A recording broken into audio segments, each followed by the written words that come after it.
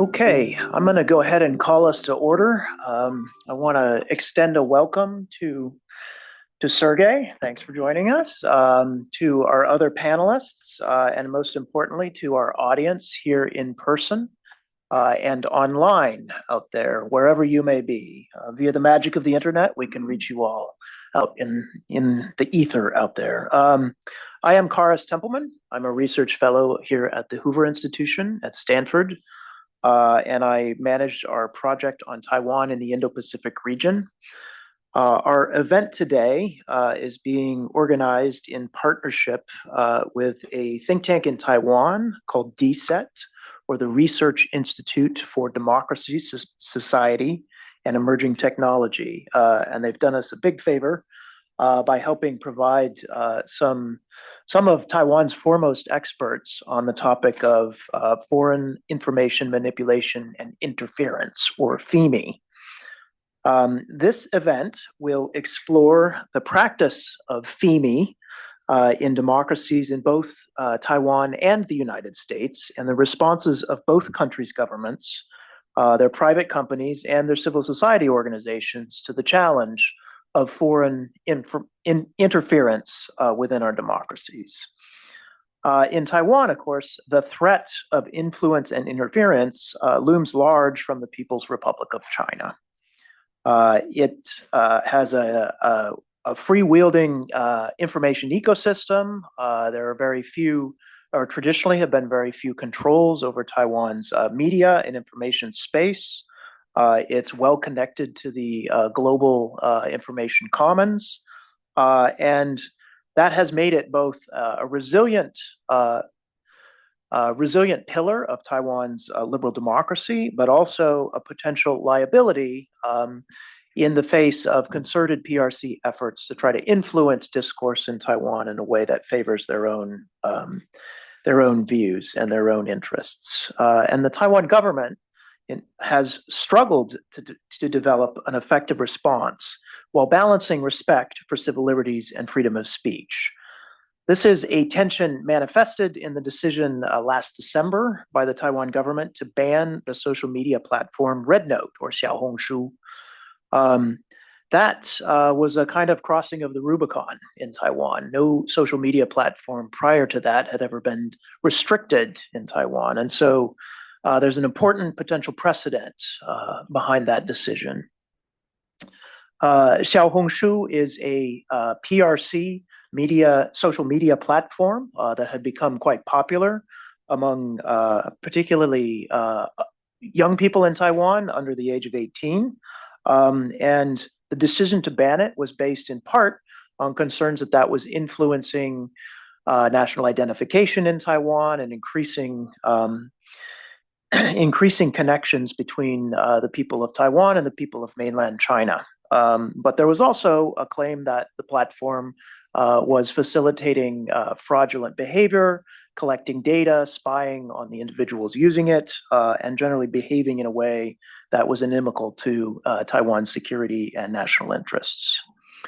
I raise this example because in the United States, we've also had heated debates about what to do about social media platforms that are based originally in authoritarian countries. So in the United States, there were efforts during the Biden administration, if you remember way back in the beginning of COVID, to limit the spread of COVID misinformation online, some of it clearly tied to foreign influence campaigns originating in the PRC. That led to a political backlash in the United States, and as a consequence, some social media companies in the US have now taken a more passive approach to moderating or identifying or trying to fight back against Fimi. At the same time, however, there's been an opposite trend in the United States Congress, where Congress was worried about PRC influence and the data security of American citizens using platforms that originated in mainland China, and ultimately passed a law in April 2024 requiring the Chinese company ByteDance to divest from its popular platform TikTok, or instead face a government-imposed ban in the US media market. That ban survived a challenge that was taken all the way to the Supreme Court. But then President Trump stepped in and negotiated a kind of compromise agreement in which TikTok remains available as of today in the United States. However, the underlying concerns about social media platforms as vectors for PRC influence in the US remain, and they remain, I think, insufficiently addressed in this country. So there are several ironies to this series of events involving TikTok, not least of which is that Beijing has positioned itself in the debate over TikTok as a champion of free speech, while playing down the fact that TikTok itself remains banned in mainland China. For a regime that invented censorship of the internet and maintains a tightly regulated firewall between its domestic and international information spheres, that is quite cynical, breathtakingly cynical, in my view. But in the United States and in Taiwan, we find ourselves in a bit of a dilemma because it's hard to claim the moral high ground here to be advocates of free speech at the same time that platforms in both countries are being threatened with bans based on the content that they show or on fairly vague national security grounds. I raise all of these issues to point to at least three big challenges, which I hope we can grapple with in this event today. The first is the challenge of ownership. Authoritarian-based platforms, or platforms based in authoritarian regimes, pose a challenge to the free and open societies that we all hold dear. This is more than simply authoritarian propaganda. It also includes attempts to facilitate from the bottom up people-to-people interaction in a way that benefits the interests of the regimes that ultimately control these platforms. One concern about Xiaohongshu in Taiwan was the way it was reshaping national identity in Taiwan. And in fact, among young people, junior high children in particular, there was considerable evidence that interaction with mainland counterparts on this platform was shaping their views of cross-strait relations in a way that ultimately caused them to favor eventual political unification, or at least that's the accusation. Control of these platforms, in other words, is moderated to conform to a particular narrative or worldview that comes into conflict with the national interests of people in Taiwan or in the United States. And that has caused these platforms to be viewed through a national security lens rather than simply a free speech lens. And so I hope that we're able to grapple today with the tension between those two objectives. Second, this example highlights the challenge of transnational social media for state sovereignty and security. To take another example that will, I think, ring home in this room, Facebook is by far the most important political platform in Taiwan today. Almost all elected officials have Facebook accounts. They respond to the news of the day there. They post typically daily and receive a lot of feedback from their constituents on their Facebook platforms. But Facebook, as you all know, is not a Taiwanese company. Meta, with its headquarters just a few miles up the road from here in Menlo Park, ultimately is accountable for, or ultimately decides, I should say, how the political speech is moderated and regulated on their platform, even in foreign countries. And it is up to Facebook to decide, not the democratically elected government or the courts of Taiwan to decide what constitutes politically acceptable and unacceptable speech in Taiwan. Other online platforms face the same sort of tension between trying to promote the use of their platform and moderating in a way that is sensitive to local political and social contexts. Those include Instagram, Threads, X, and YouTube as well, which are incredibly important sources of information for publics in democratic regimes. But the way they are moderated and the way they counter foreign efforts to influence this information space vary widely. And so I hope we'll talk a bit today about the practices of different platforms and their response to foreign interference and manipulation. And then the third is this example points to the need for content neutral principles for moderating social media platforms and potentially for regulating or maybe establishing best practices for ownership structures. So who decides what platforms are good or bad? A lot rests on the answer to that question. Can we afford being influenced by foreign autocracies only by copying their heavy-handed censorship methods? There's a long-standing assertion in many China watchers in this country that we should insist on reciprocity in the relationship with the PRC. Well, reciprocity, unfortunately, will not work here. We cannot respond to the PRC's ban on Facebook or on X or even on TikTok by turning around and banning those platforms in our own country. We have to find some other method to combat PRC efforts to shape the discourse space. To tackle all of these questions, and I think I've put quite a bit on the table already, we're fortunate to have a group of experts from Taiwan and from the United States who've spent a significant amount of their careers investigating and thinking about these issues. We'll have, over the course of this event, two different sessions. The first featuring Jerry Yu from Doublethink Labs and Wei-Ping Li from FactLink. Wei-Ping Li is actually at the University of Maryland, joins us here today from Maryland. Jerry Yu is at Doublethink Labs in Taiwan and has made the trip from Taiwan for this.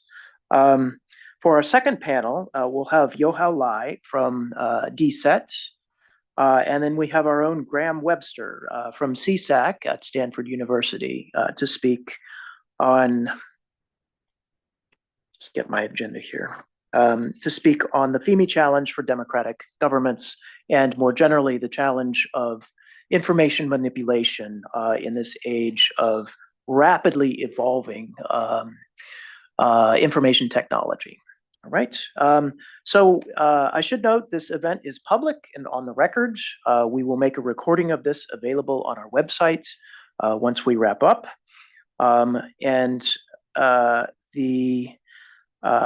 The format for today is we will have our speakers introduce their topics. They'll speak for roughly 10 to 15 minutes each, and then we'll turn it over to some comments from our discussants, and then we'll open it to a broader round of discussion with our terrific audience here today.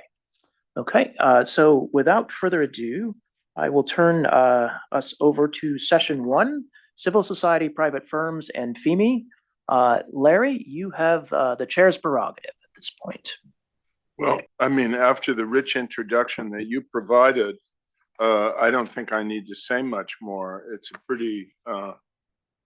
pretty sobering challenge, which has technical dimensions and, frankly, democratic, ethical, philosophical dimensions, which I think you laid out well.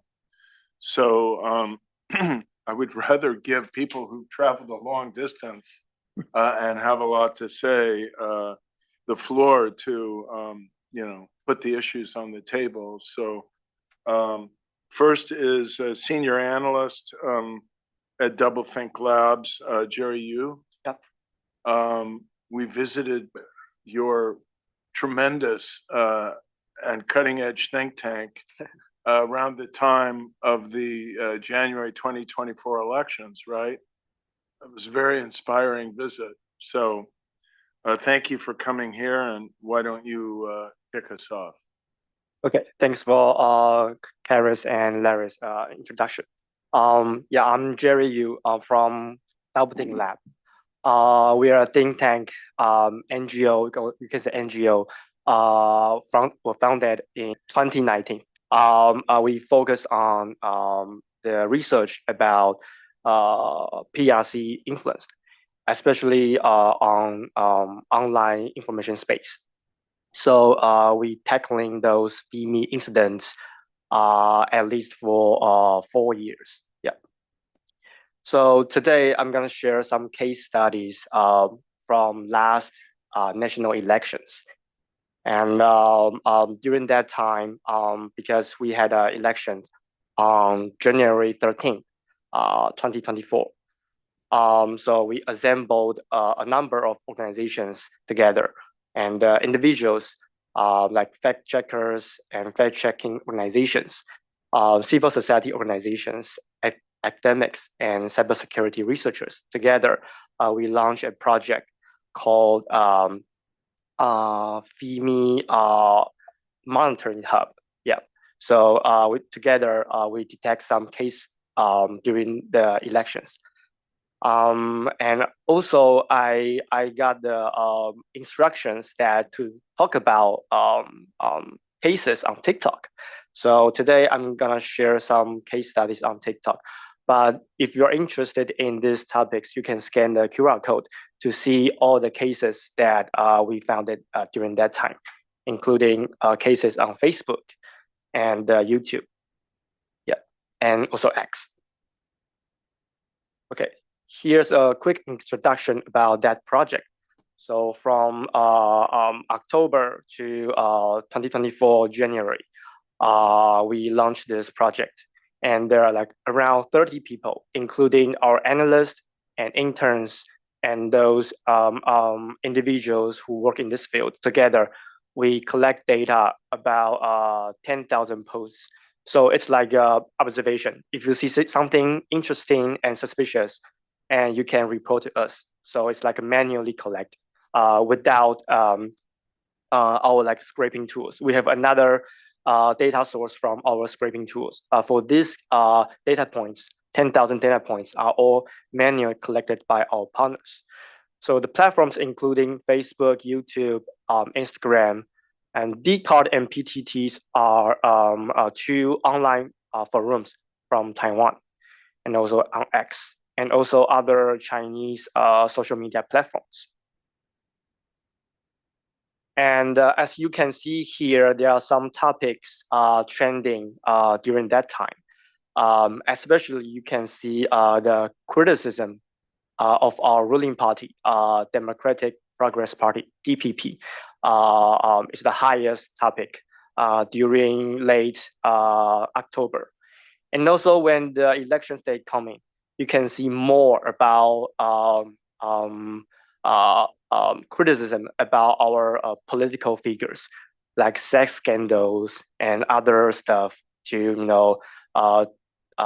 give them a bad reputation, like this kind of posts. So yeah, when the election day coming, you will see those political figures have been targeted by threat actors.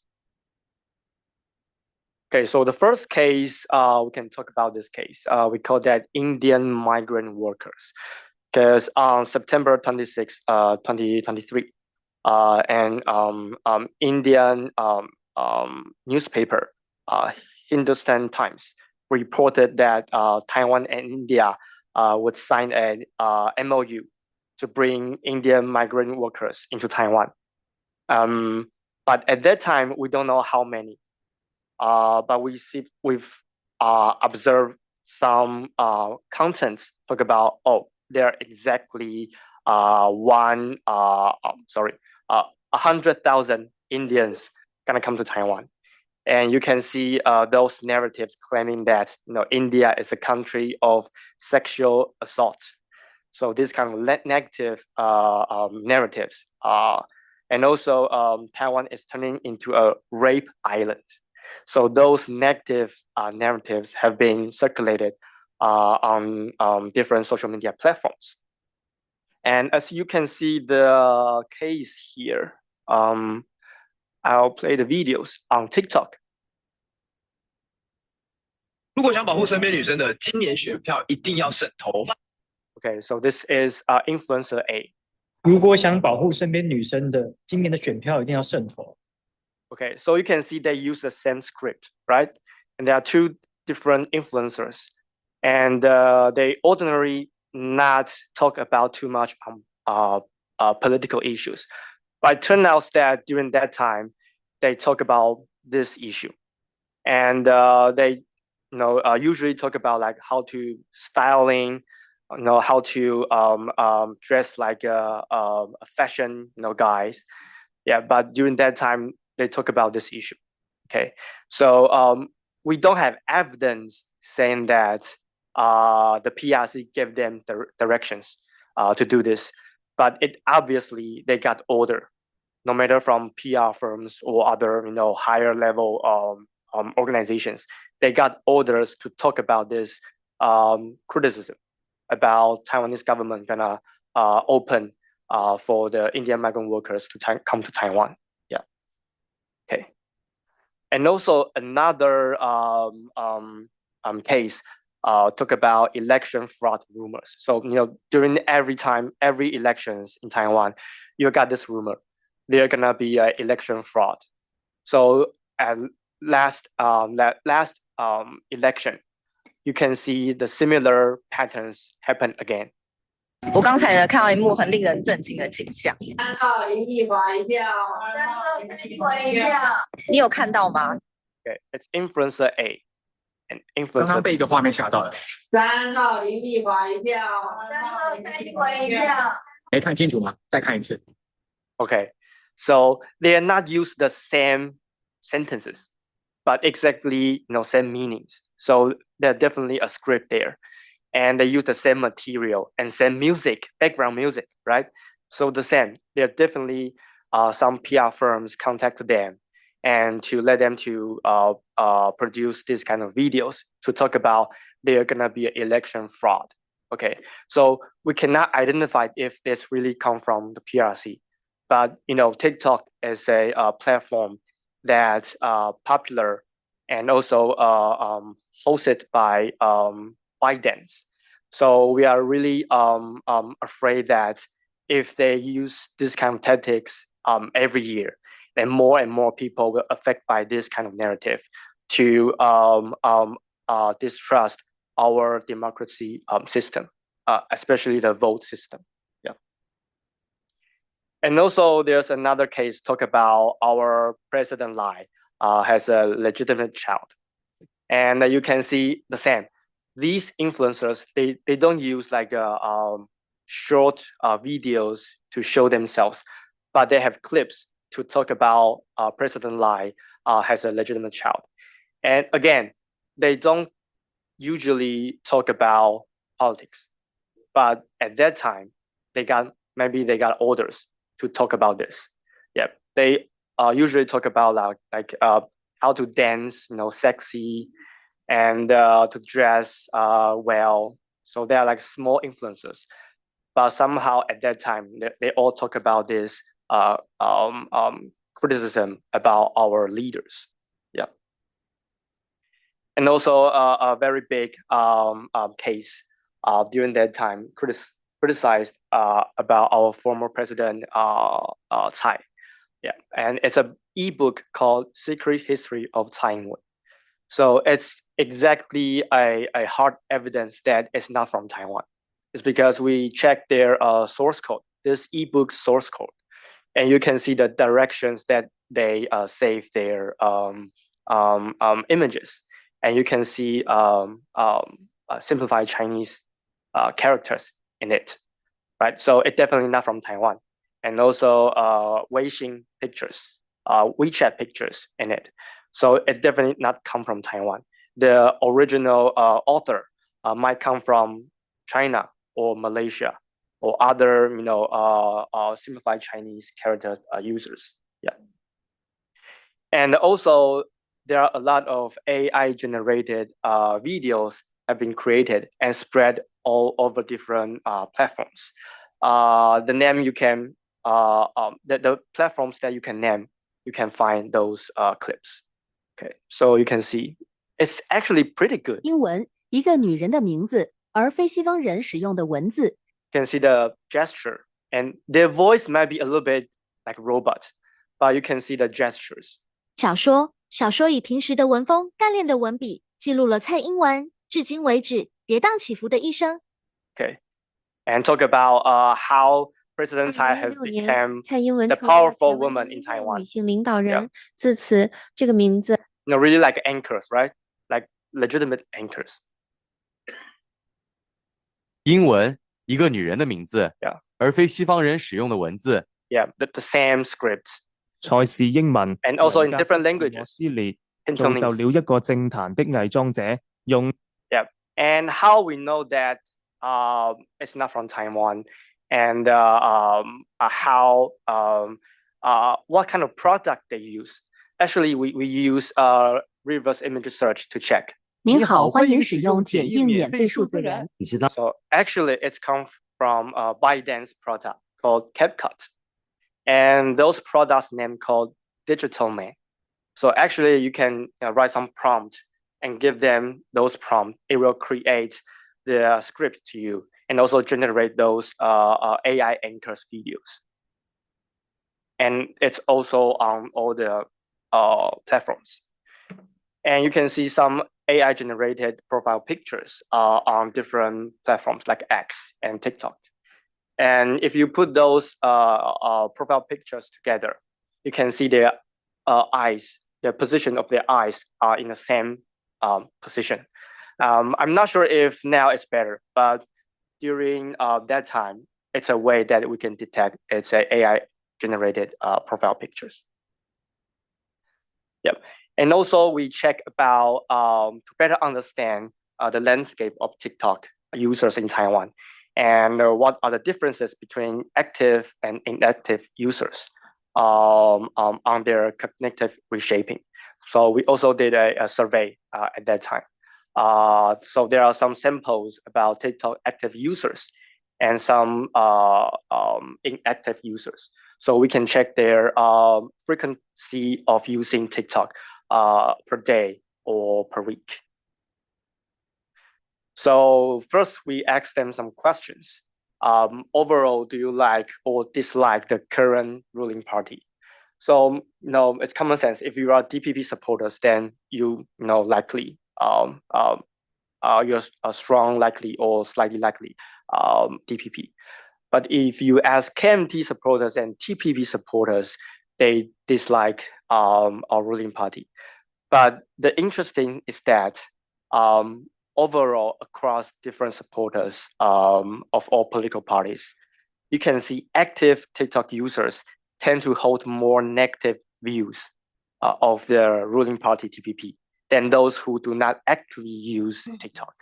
That's and it's also a significant difference between TikTok active users and inactive users. Okay. And also we ask them, Taiwanese society has a very serious issue of judicial injustice. So you can see TPP supporters and KMT supporters, they are like agree Taiwan has a severe issues of judicial injustice. And if you check like somehow agree or strongly agree this issue, you can also see a significant difference between TikTok active users and inactive users among KMT supporters and TPP supporters. So that means if you use TikTok a lot, then you're kind of like strong agree that Taiwan face severe issues on judicial injustice. And also we ask a key point question about the current government is the primary producer of misinfo or disinfo in Taiwan. Then the same, if you check the KMT supporters and TPP supporters, you can see if you use TikTok a lot, then you will more agree our government, they produce misinformation or disinformation. Okay. So actually, there are a bunch of questions you can check from this reports, and it actually includes 3 reports. The first one is the qualitative research about interviewing adolescents, TikTok users about their political views and experience on how to use TikTok. And the second and third research is about the quantitative research about that I shared some questions and what's their political attitude differences between TikTok users and inactive users. Yeah. So you can also check the QR code because I don't have too much time to talk about these all researches. Yeah. So the conclusion is that we know that threat actors, they collaborated with influencers to amplify messaging around specific wedge issues. They don't create the stories. Actually, they are all wedge issues have already happened in Taiwan. And also threat actors have begun using AI tools to generate contents and profile pictures to do a large scale dissemination. And also for the perceptions of the ruling party, you can see active TikTok users tend to hold negative views of the ruling party than those who don't use TikTok.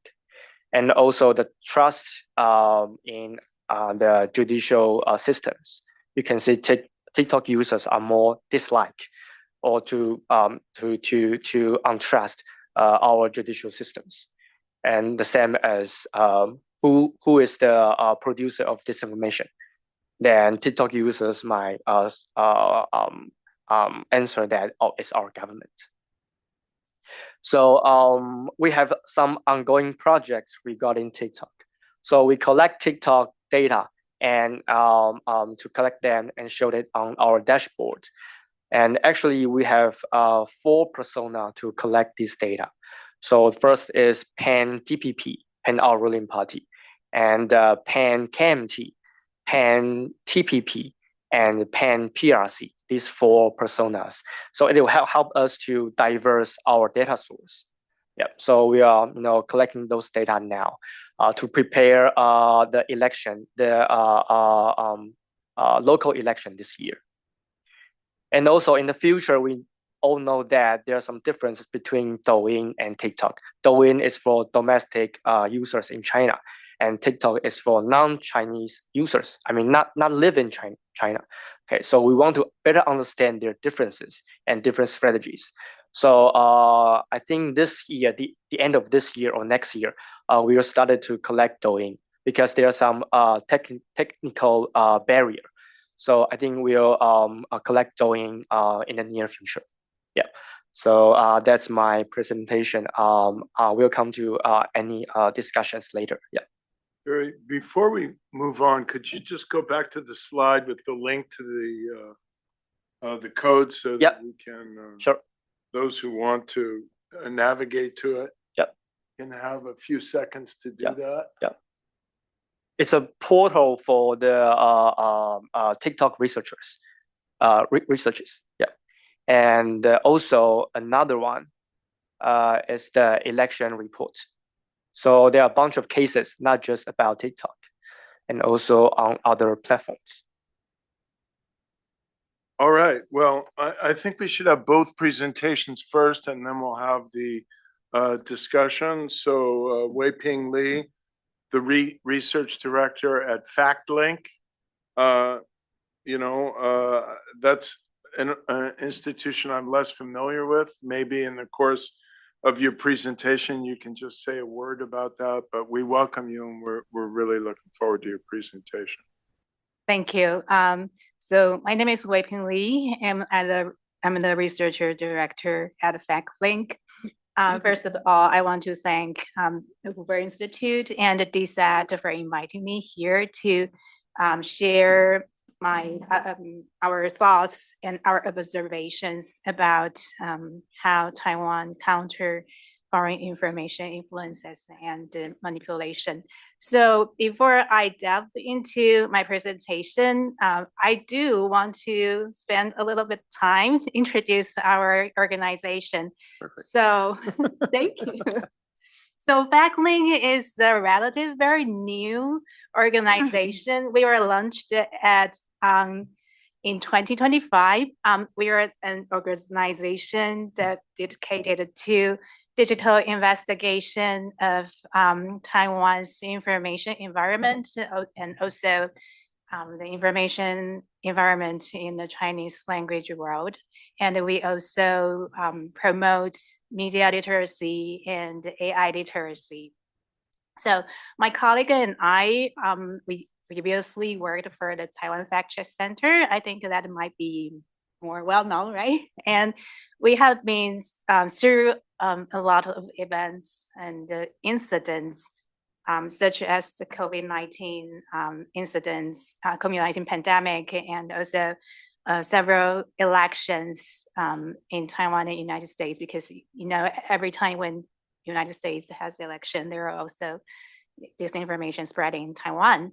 So based on our experiences, I want to shed some light on the challenges and also some success story about Taiwan's fight against the disinformation. So in my presentation, I want to use 3 stories to illuminate my points. The first one is a successful story, which is the first one is the 2024 presidential election, which Jerry also mentioned. And this is a successful story, but things changed. We have faced the uphill battle here. So in 2025, in the Great Recall, we have observed some alarming trends, constitute very severe challenges. And the third one is how we're going to address these challenges. So the first one is 2024 election. So on the night when President Lai Ching-te was elected, and Hou You-yi and Ko Wen-je, the 2 other candidates, conceded their defeat also very soon. However, on that night, as Jerry mentioned, rumors about electoral fraud also widespread on social media, mostly on YouTube and TikTok, and promoted by some Taiwanese influencers. It was difficult to pinpoint who those malicious actors created this fraud, this fake disinformation, but we didn't know that some Taiwanese influencers are promoting this information. But thankfully, this disinformation was quickly deterred by Taiwan's civil society and the government. So why we can do that? First of all, I think the voting process and the vote counting process were very transparent in Taiwan. And we all have witnesses on those polling sites. And we also keep very detailed records of this voting. So when the rumor broke out on the social media, the government also reacted very quickly, and they published those figures as very strong evidence to show that this election was fair. And so based on this evidence, fact checkers can also produce fact-checking reports very quickly to show the public that things are okay. There was no fraud going on there.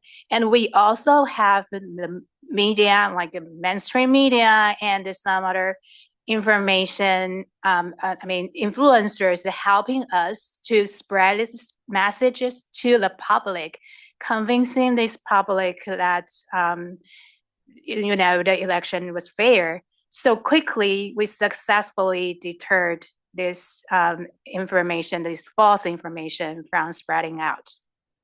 So this is the story of 2024. However, things changed, especially over the past year. We know that AI technology has advanced amazingly and brought us a lot of problems. So I want to use what happened in the Great Recall to highlight those challenges. So in 2025, which was last year, and as many of you knew that Taiwan held a Great Recall. In this Great Recall, we wanted to recall 31 Kuomintang legislators and 1 DPP legislator and 1 TPP, which was Minzhongdang Mayor Gao Hong'an. And I know a lot of people had a very high expectation that we would successfully recall these legislators. However, things turned out that none of them were recalled. And so this result was shocked. There were a lot of reasons explaining the failure of this great recall. And this information might be one of them. But I won't say that this was a deciding factor. But I do want to highlight that we have seen some very concerning trends there. So what are the concerning signs that we have seen from this great recall? So first of all, now we're facing propaganda problems instead of a disinformation problem. So what's the difference between disinformation and propaganda? Disinformation is the piece of information that is incorrect.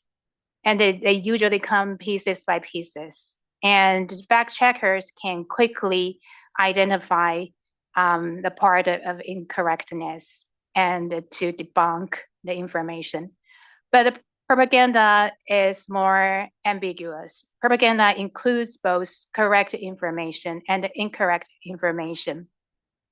So in this great recall, we found a lot of propaganda generated by AI. As you can see on the right side of this screen, these are some examples of this propaganda. Here you see there are just the images, but in reality, they are produced in the form of AI slabs, and they are spread in large amount and spread on Threads or TikTok or YouTube.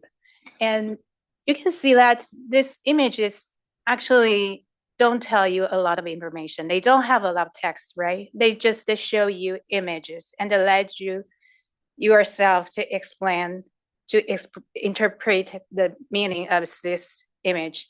And they don't say a lot, but they impact audiences a lot.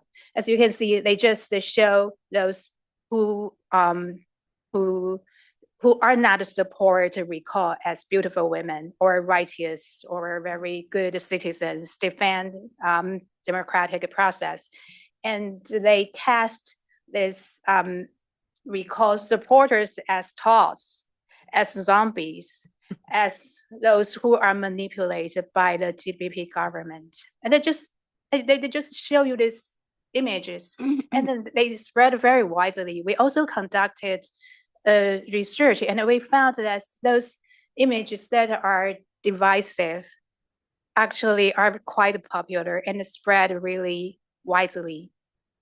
So this is one very concerning sign that we have seen, and especially it was largely produced by AI in great amount and flooded the social media platforms. And also another thing is that it's very hard for us to identify who those malicious actors are. And we have found that some of these malicious accounts impersonate as Taiwanese. And this impersonating accounts actually had some ties with corporations based in China. But there are also accounts who looks really like Taiwanese, and but we don't know their motivations. But they seem to have been coordinating with actors in China. However, this is something that very hard for fact checkers or us who are doing this information manipulation research, because we cannot just randomly pointing fingers at actors without valid evidence. But it's really hard for us to get this evidence. So that's kind of becoming a very tricky situation for us and a very great challenges for us. Okay, so what we should do, it's very hard, and we are still thinking about solutions to counter this newly development and situations.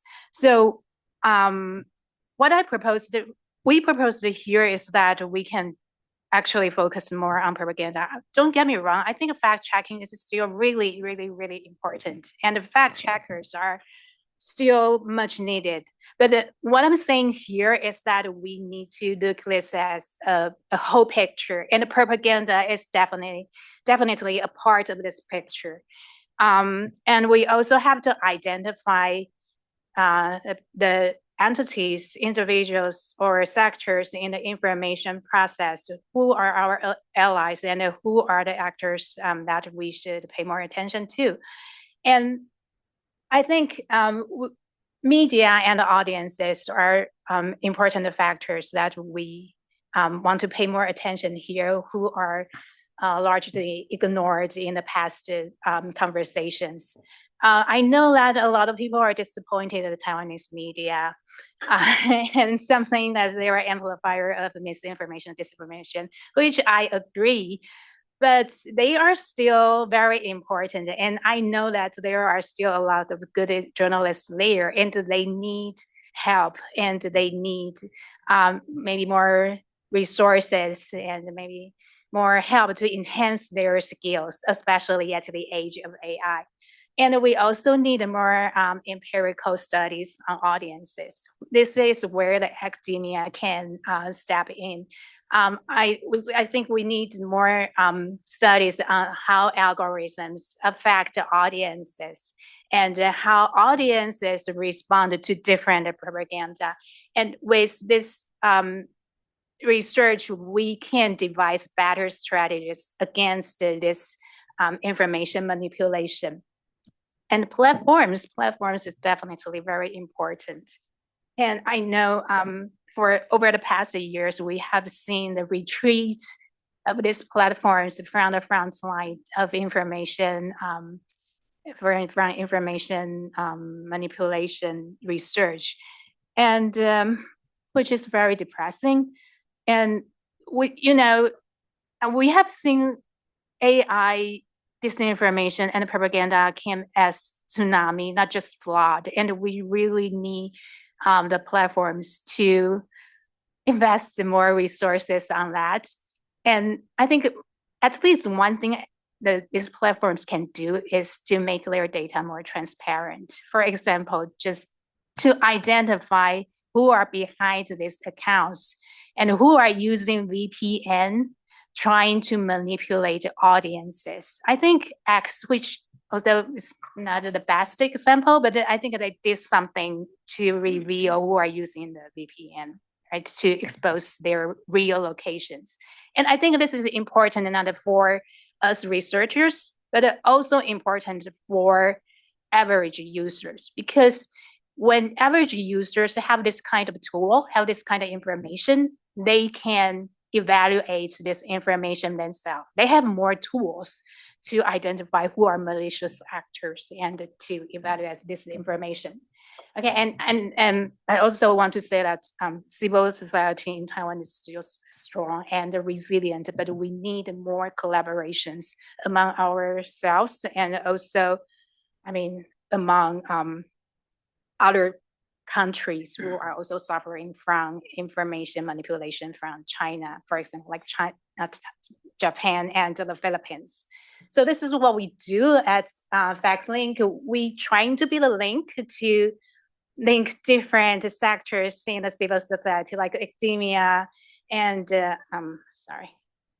academia and also in the communities. And we also help journalists to enhance their capability. And this is the last story. I am not going to invest too much time in it, but just want to know that this is a product of a collaboration between us and Doublethink Lab. We had a very good collaboration to investigate in how Chinese propaganda against the Japanese Prime Minister Sanai Takaichi, and especially concerning her remark on Taiwan.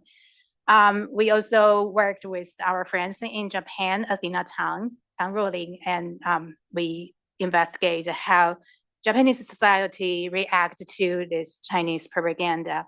And if you are interested, you can scan your QR code here. I will be very appreciative if you read this report and give us feedback. And if you have any questions, feedback, please email me at this email address.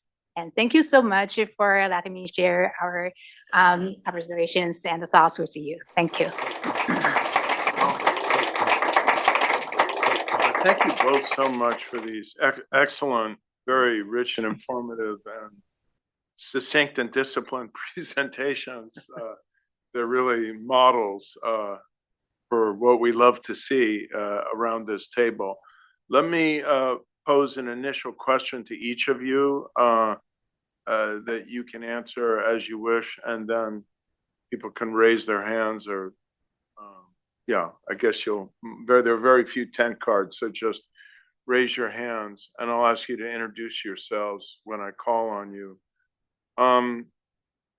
So there's a paradox in this. You're trying to rebut, debunk, inoculate against these flows of disinformation and the kind of more, well, I think of propaganda in a way as a more coherent, organized, systematic effort rather than just loose, random flows of disinformation. There's a logic to it that's very coherent. But you're trying to reach the society and say, no, this is false. Here's what we found. This is why it's false. This is what we've revealed. But how do you get the people who are, internalizing this stuff on TikTok to believe you, because they're deeply immersed in the world of the platforms that have led them down the rat hole of bad information? It's in some ways similar, in many ways similar, well, to any society, but here in the US to people who are following websites, including TikTok, where they're getting bad information, where they're living in information bubbles. And then these bubbles kind of hardened, and it's hard to penetrate them. So I'd like to ask each of you, what is your strategy to reach the people who most need to be reached and presented with truthful information with the tools you mentioned? And to what extent is Taiwan's society acting proactively in two senses? First of all, I think this is a term I learned from Doublethink Labs, to engage in pre-bunking, to anticipate what they're going to say and flood the zone of the information environment in advance of an election in particular, to warn you're likely to get this information and this is why it would be wrong. Distributing information about the transparency and rigor of the electoral process in Taiwan, I guess, would be one element of this, but also using the school system. All of the young people on TikTok are either in the school system, probably in secondary school, sadly, maybe even before secondary school, or they were in the public school system at one point, and now maybe they're, in their 20s or something. So how is the school system being mobilized here to alert young people? So we'll go in order. We'll start with Jerry. We'll come to Wei Ping, and and then we'll move on. Go ahead. Yeah. So it's actually a huge challenge that we face from the past year. So from this year, Doublethink Lab, we have some projects that we're gonna do a better strategic communication plan in our organizations. So because we used to think we are a think tank, or we are an organization that produce reports. But I just want to ask if ordinary people, they really read our reports, like 30 pages. I think nobody, like ordinary people, they won't read our reports, right? Yeah. So this year, we're gonna change our strategy. So we have our own social media platforms, but it's not popular. But we have friends like other NGOs in Taiwan. They have more impact on social media platforms. So now we're gonna transfer our reports to some materials and pass to them to let them to amplify our reports. Okay, so that's our strategy. And also we'll post some contents on our social media platforms. and use friendly languages and short articles or clips to talk about our research. And also, there's another, I would say it's ambitious, but we're gonna try it. We're gonna send the materials to those pan blue and pan white influencers. For example, Huang Weihan. Huang Weihan is a journalist who used to think he's pro KMT, and now he's sometimes he criticizes KMT a lot. So we're gonna send our materials to him to let him to say something about our report, so we can cross the echo chamber.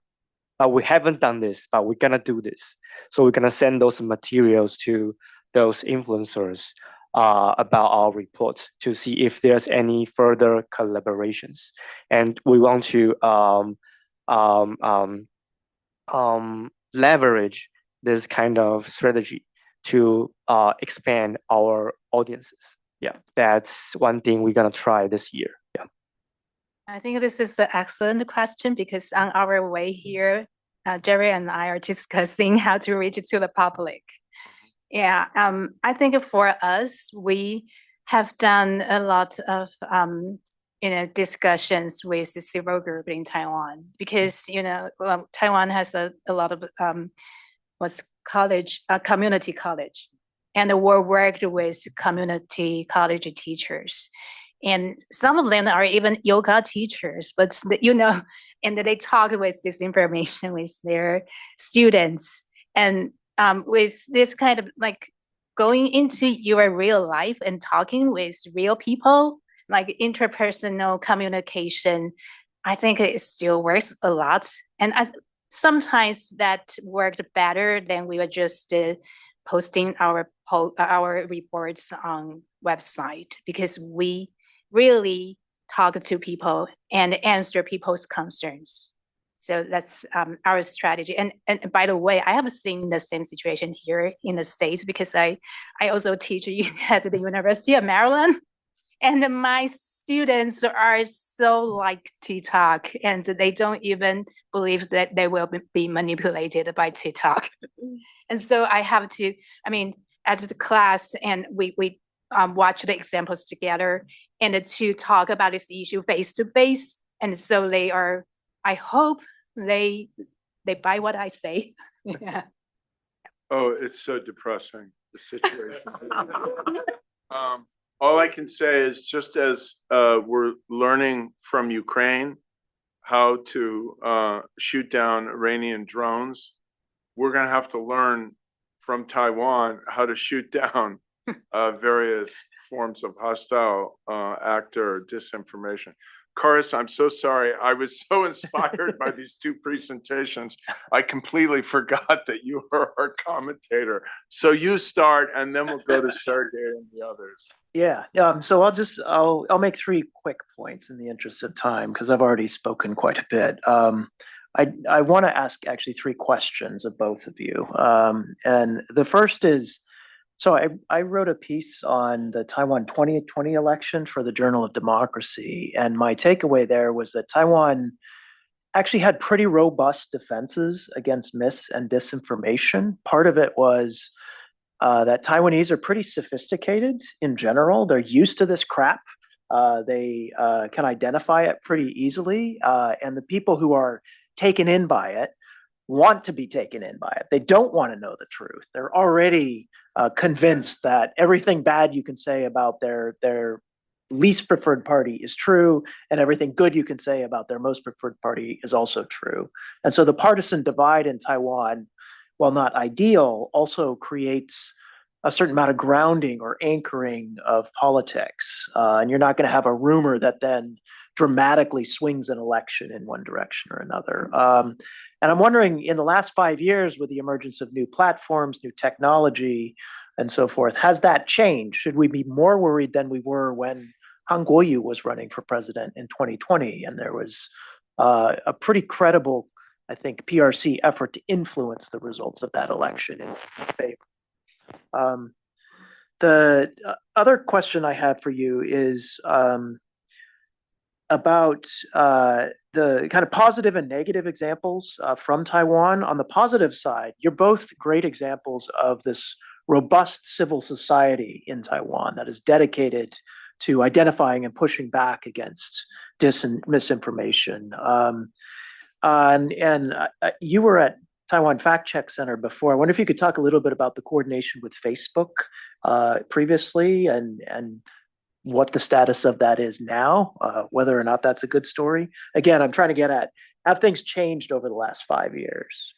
And then on the negative side, Taiwan has a freewheeling media. It's notorious for having reporters that can say and report on anything. But it's also deeply unprofitable. All of the major media outlets are losing money. Journalists are under tremendous strain to publish stories. And so I'm wondering if there are examples in the Taiwan media context that offer us hope for how this kind of unprofitable race to the bottom is being countered in some cases. Are there new journalistic outlets that are emerging that provide some better guidance than the typical partisan media on sophisticated issues? So yeah, I guess I'm taking these questions. The first one is coordination with Facebook, with Meta.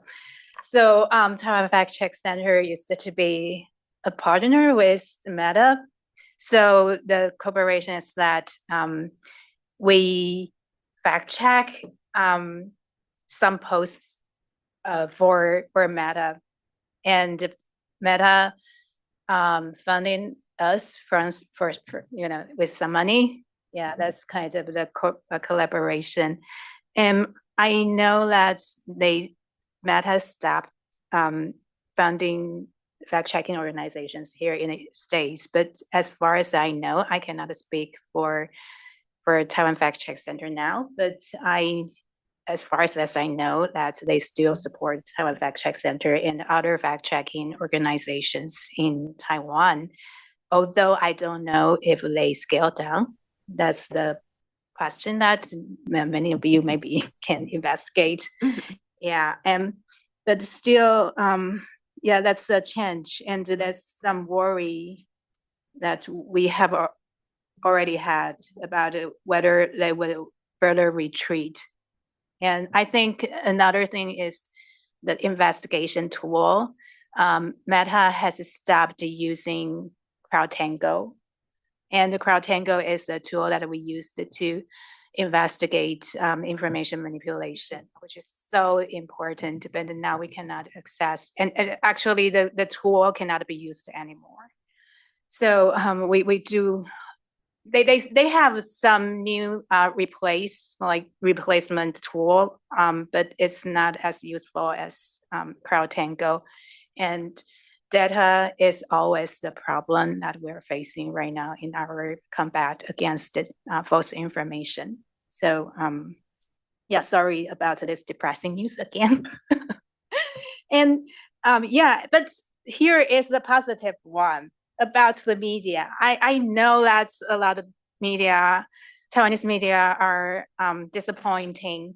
And I once interviewed an editor-in-chief in Taiwan's very famous TV organization, a TV station, and she told me that we need to survive first, and we can enhance the quality of our news. And she said that we are now at the hell or the dismal of this situation.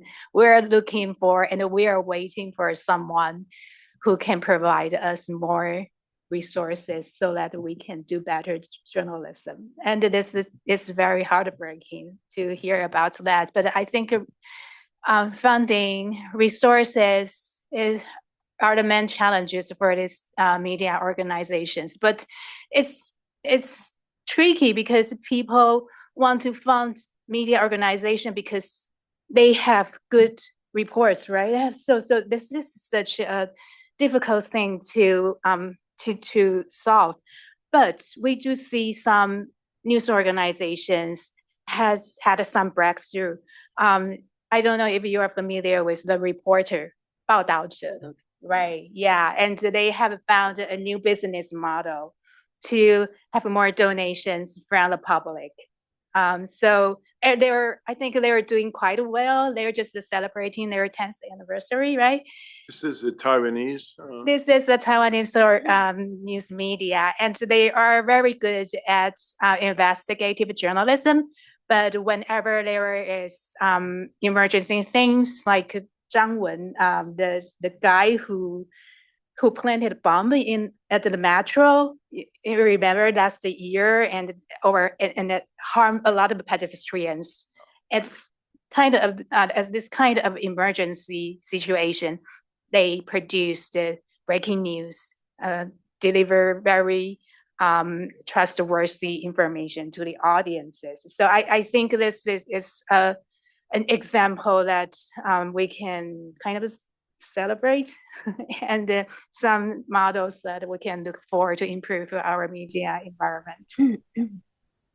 Of course, you know, if you have Jimmy Lai, who just believes in independent journalism and speaking truth to power and is willing to lose money to support it, you know, then you have a precious situation. But of course, we've seen what happened to Jimmy Lai in Hong Kong. And then, if I can say so, we've seen what happened in the United States when a wealthy entrepreneur bought the Washington Post and basically was giving an indication that he was willing to spend as much money as possible to just support quality and fearless journalism.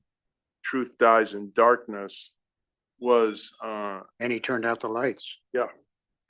I need say no more. Thank you, Jim. Sergey? Sure. So I will offer just a few points of reference here, starting with, to Larry's point, learning from Ukraine. I think the most robust empirical evidence we have about government dealing with this kind of social media threats comes from Ukraine. There is an excellent paper by Evgeny Golovchenko, who's Ukrainian but works at the University of Copenhagen, and it's called Fighting Propaganda with Censorship. And that is about Ukrainian government banning Russian social media network Kontakte, which is equivalent of Facebook. You know, they banned it in 2018. At that time, now it's completely controlled by the Russian government. You know, only approved resources can post news there. But at that time, there were quite a lot of like independent news there. But the problem was that FSB, Russian political police, they were just requiring Kontakte to give personal information about Ukrainian users, you know, particularly activists, to the security services. And, you know, then, you know, of course, these people would be threatened. So what Evgeny did, he looked at effects in Crimea, which was already occupied, and parts of Ukraine that was still controlled by Ukrainian governments on the border with Crimea. And the interesting effect was that everybody who accessed internet through Ukrainian networks, including over the border still already in Russian-controlled Crimea, they reduced activity on Kontakte. Basically, censorship did work. But I think important to point out here is that it's dependent on having, you know, a robust supply of alternatives that are trustworthy and also content-wise, technically, commercially. These are tools for advertisement, etc., that can replace whatever is censored. So this is sort of equilibrium kind of market equilibrium kind of question. And the last point I would make on that is that, of course, I agree with Harris and many others that, you know, just emulating authoritarian tactics is not often a good strategy.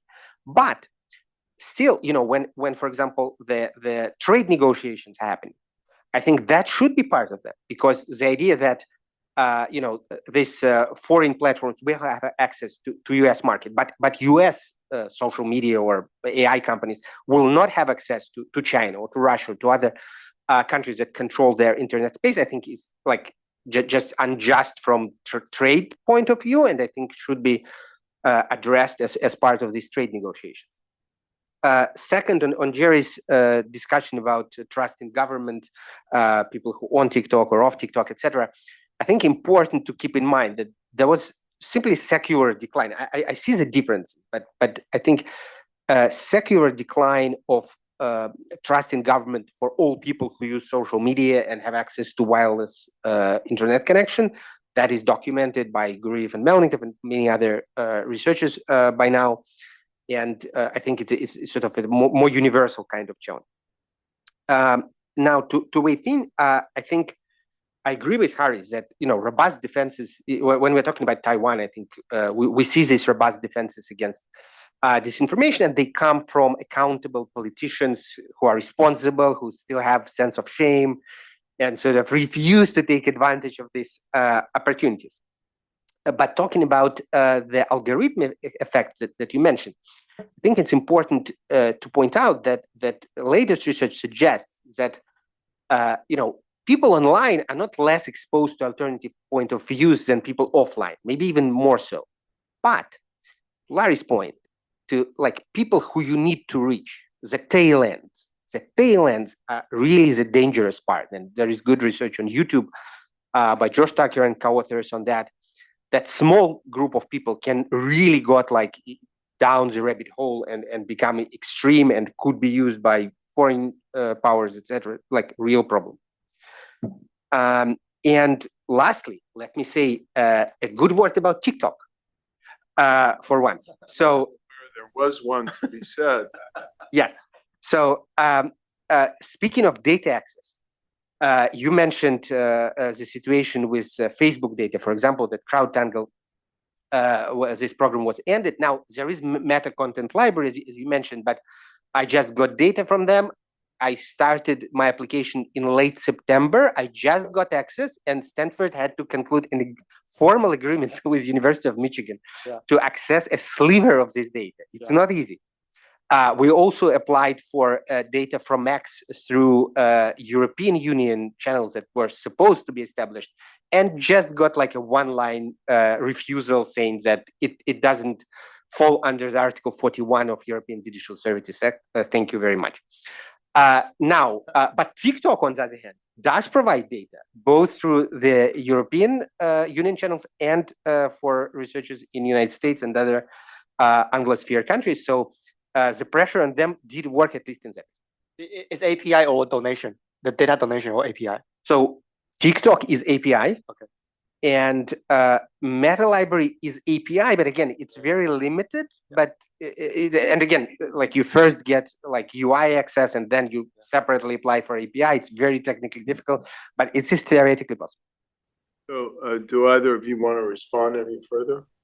I think that's excellent points. And actually, I was refused by Meta accessing their library. Yeah, so if anyone wants to use Meta Content Library and you don't have access, I would say just don't use it, because if we talk about Chinese data, it's not enough. So for us, we have collaboration with Meta as well, so we can use their content library. But it turns out that the data point is not good enough. So actually, we don't use their data. We collect data by ourselves. So if you want to use their Meta Content Library, I would suggest you just find another way. Yeah, because you need to use their workspace, and then you cannot download the metadata. Then it's not worthy, right? You can just play in their playground. Yeah. Okay, so we have about 15 minutes left, a little less. 3 people have asked to comment, and they're Rowena He, David Fetter, and our speaker on the next panel, Yuhao Lai. So let's take all 3 of those questions. Maybe the 2 of you could take notes along the way if you want to, if there are things you want to answer. And yeah, question. Just speak up a little. I don't think amplification. I think that the arrest of Pucha, the sentence just came out last night, right? So he had disappeared. He's the editor for Bachi in Taiwan, and he had disappeared for 2 years. And we just find out, I think, less than 24 hours that he got a 3-year sentence. one of the key publisher in Taiwan. I think that kind of fear created by the CCP. And my question to the panelists, following up Larry's comments, I think we are dealing with the CCP often in democracy. Here, I often heard people telling me, hey, Rowena, I know that you study truth and lies and historical truth, but there are so many different versions of truth and that kind of idea that they took for granted in democracy, thinking that this is just about different interpretation of truth. But in fact, we're dealing with the CCP, not just Taiwan, but internationally, we are dealing with the CCP that they don't play the games by rules, and their goal is just to create lies instead of trying to find out the truth. So inside China, very often, especially in the post-Tiananmen era, there's this idea about conspiracy, Western conspiracy, to brainwash them with their outside Western propaganda, instead of thinking they have been brainwashed by the CCP themselves. So I myself found it harder when I'm teaching in the classroom to convince the younger generation that what I'm teaching them is the truth, because they think that you are trying to brainwash them with your truth. So I just wonder, and domestically, I mean, here, what's happening in this country doesn't help now. So I just wonder, facing both of this, what can we do now? The challenges from the CCP telling the younger generation there's a constant outside access in Taiwan from democracy to brainwash them. And then domestically in the United States, you know, when TikTok was banned and all this younger generation, they turned to a little notebook and think they were actually supporting democracy while they're supporting, I don't know. So what can we do? So we have maybe 3 levels of information pollution: disinformation, propaganda, and brainwashing. And yeah, the PRC, they have some experience with all 3. Okay, David. David Fetter here from Hoover Institution. A question about the market dynamics for social media in Taiwan, because I know it's a little bit different in every country. And particularly for Jerry, you gave these examples of influencers, like fashion influencers and stuff like that, talking about politics in pretty coded ways. I'm curious on the level of engagement for those sorts of posts. And you use this term orders, like they were getting orders from a PR management agency or otherwise. Can you speak to the possibility of them being ordered by a PR manager versus receiving some sort of directed payments, you know, just so that they think it's worthwhile to do it, even though they don't think it's very good for their level of engagement, versus organic incentives, like if they think they see it's working on one account, if it's getting engagement, and it's a sort of bandwagon, and are going to think they're going to get return or followers by doing that. Hi, I have a question for both Jerry and Wei Ping. That is, I want to hear more about your thought on how like AI propaganda would influence our like public discourse and also information environment at present and also probably in the near future. And I do have some thoughts. For example, I believe there are 2 concerns that could be exacerbated by these. The first one is agenda setting power in public sphere. Let me give you one example, because I'm a heavy user of Threads. For those of you who might know, Thread is actually the most popular social media in Taiwan. It's not TikTok. It's not even Xiaohongshu. Actually, it's Threads. And the playbook of Thread is that the dumber the question you ask, the more engagement you have. So for example, like maybe you can see the post on Thread saying that, oh, am I the only one who think Taiwan is the worst president of all time? You can see that it's deliberately invite you to push back and then trying to create more debate. And then you will see maybe thousands of comments on that post. But many times when you check the account, you found that actually many times they were just established maybe a few days ago. Then they started throwing questions, 1, 2, 10 questions. And then one of them was encouraged by the algorithms, then it went rival. So that's something I believe is pretty concerning in the sense that you can see in the many like well-trained AI trended or botnets, they throw in questions on social media, and then they occupy the scarce cognitive resource about people and also time on engage in public discussion. That's one thing.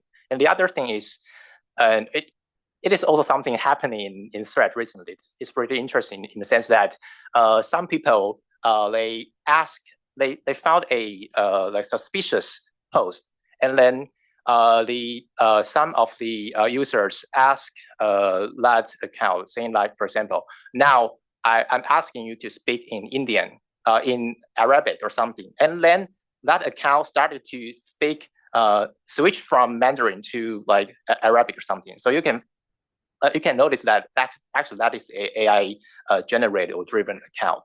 So, but that brings us another question, is something some scholars called liar's dividend, meaning that even you encounter some, or you are reading some like credible sources, but because you are so exposed to slobs, AI slob or any other kinds of slobs, so that makes you become more suspicious or more nihilist, become a nihilist, even when you read some credible sources. So that's some like two quick observations that I have for now, but I would like to have more thoughts on from both of you. Yeah, thank you. Okay, we'll let each of you reply as you can or see fit within the next few minutes. Go ahead, Jerry. Okay, so for the first question about truth, so actually at the beginning of Doubting Founded, we did not deal with fact check because we already know that no matter is true information or false information, the PRC, they want to create a distrust of democracy, or some emotion to let people to distrust their government and each other. So at the beginning, we choose to not deal with if it's truth or false. So what are we going to do? So actually, we focus on behavior and threat actors. So we want to expose the common behavior behind these accounts. For example, coordinated inauthentic behavior. They have similar patterns together to post narratives that want to manipulate people. So we exposed what's the tactics they use for these behaviors. And also the second one is actors. We're gonna expose who are behind these operations. Sometimes we can find evidence. For example, if this website registered by a Chinese company, and this Chinese company get fundings or contract with PLA or government agencies, so we can expose this kind of information to our audiences. So we focus on behavior and actors. So actually, we don't focus on if this information is truth or not truth. Yeah.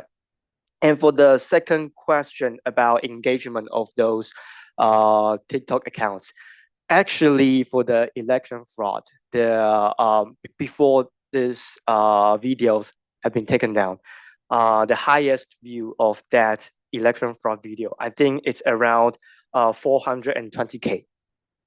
But other than that, his or her videos talking about style, maybe just around 10K. So you can see the difference, right?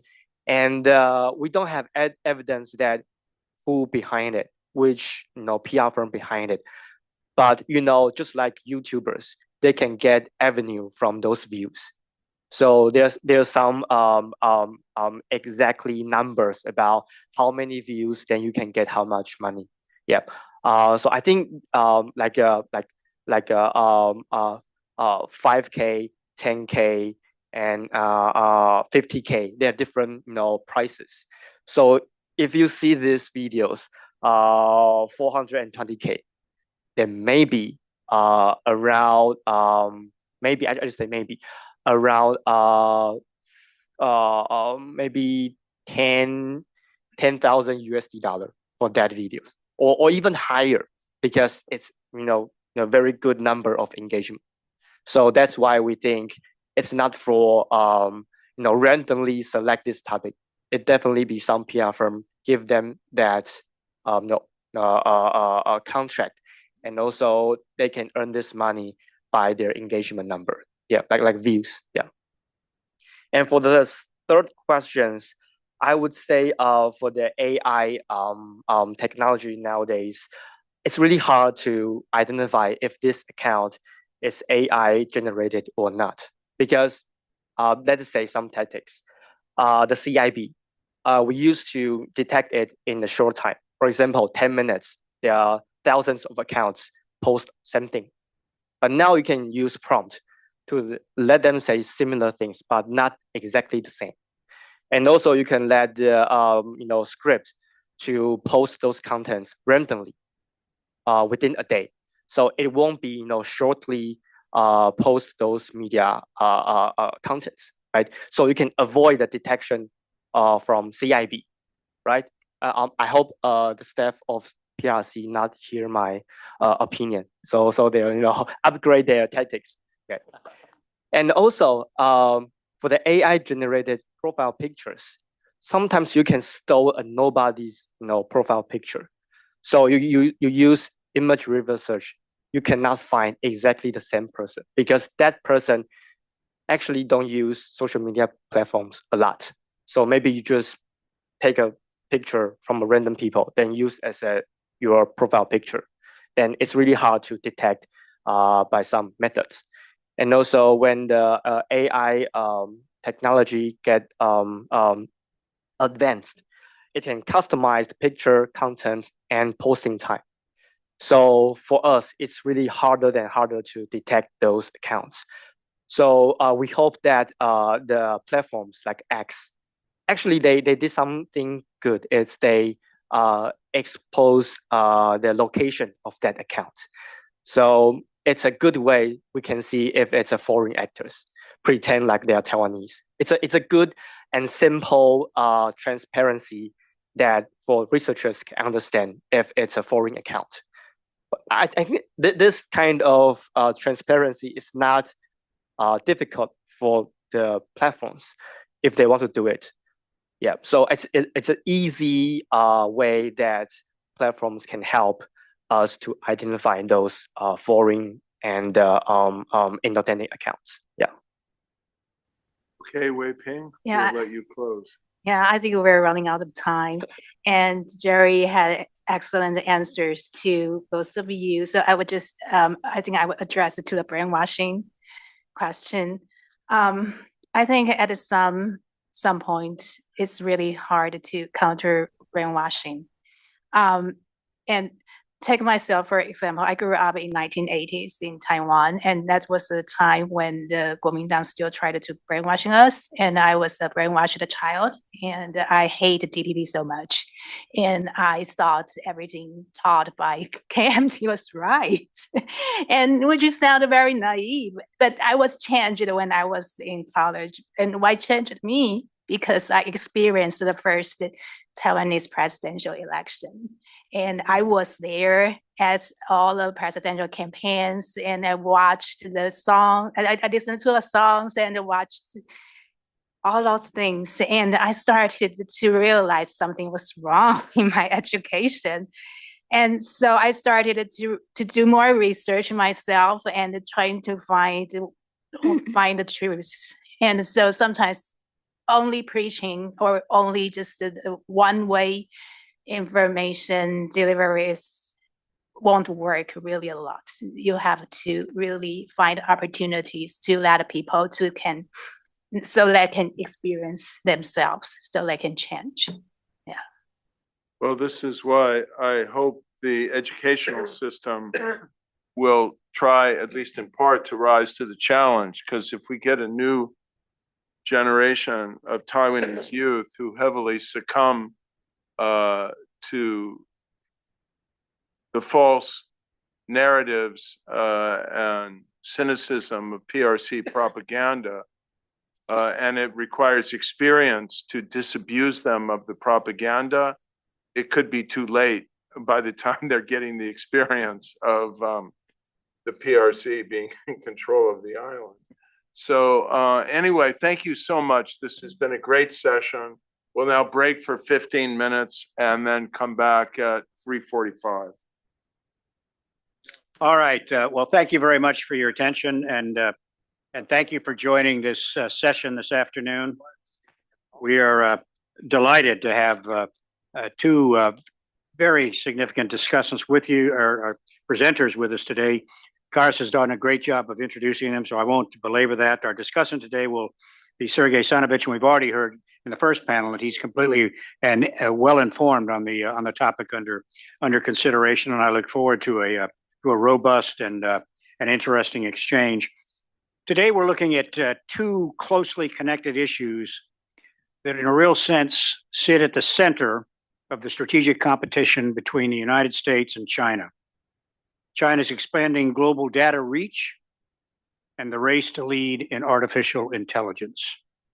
The first issue concerns what one of our presenters has called the authoritarian gaze, the ability of a political system to collect, integrate, and analyze vast quantities of data about societies, economies, and individuals.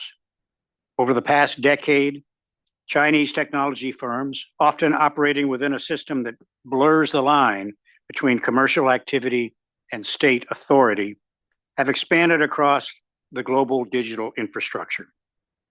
Telecommunications networks, cloud platforms, smart devices, digital payments, and surveillance technologies amongst them. These systems generate enormous volumes of data. In an authoritarian system, that data can become a strategic asset, not only for economic development, but also for surveillance, political influence, and geopolitical leverage. The second issue is artificial intelligence. AI, now that we've all learned to spell it, of course, it's only 2 letters after all, rapidly becoming a general purpose technology that will shape economic productivity, military capability, intelligence operations, and information ecosystems. Leadership in AI will depend on access to compute, to advanced semiconductors, to talent, and critically, high-quality data sets. Both the United States and China understand this, and both are mobilizing public and private resources to secure advantages. These two dynamics, though I've addressed them separately, are deeply intertwined. Data fuels AI, and AI amplifies the power of data. The countries that control the largest data ecosystems and the most advanced computing infrastructure will have significant strategic advantages. This raises a fundamental question for democracies. How can open societies capture the enormous benefits of artificial intelligence and global digital connectivity while preventing authoritarian systems from turning those same networks into tools of surveillance, coercion, and strategic influence? The answer will shape not only the future of technological competition, but the resilience of democratic institutions in this digital age. Today, we're going to explore that a little bit further, and I would invite our first presenter, Yao Lai, as we heard, the Deputy Director of Democratic Government Project at DSET, to address the authoritarian gaze, China's global data reach, and the systemic risks to democracy, which plays very nicely into those introductory comments that I made. Thanks again. Thanks to Hoover for having me here. And I'm Yo Hao. I'm the Deputy Director of DSET, of Democratic Governance at DSET. And for those who are less familiar with DSET is a Taiwanese government founded research institute with a focus on political issues, with including economic security and also energy resilience and national defense, and also tech governance. And my program focuses on two main topics. The first one is AI governance, and the second one is the resilience of the digital information environment. That includes topics like Fimi, and also data protection, and also the cyber resilience of critical infrastructure. And usually, usually I will introduce my organization starting by saying that this is a relatively new organization in Taiwan since it was launched in late 2023.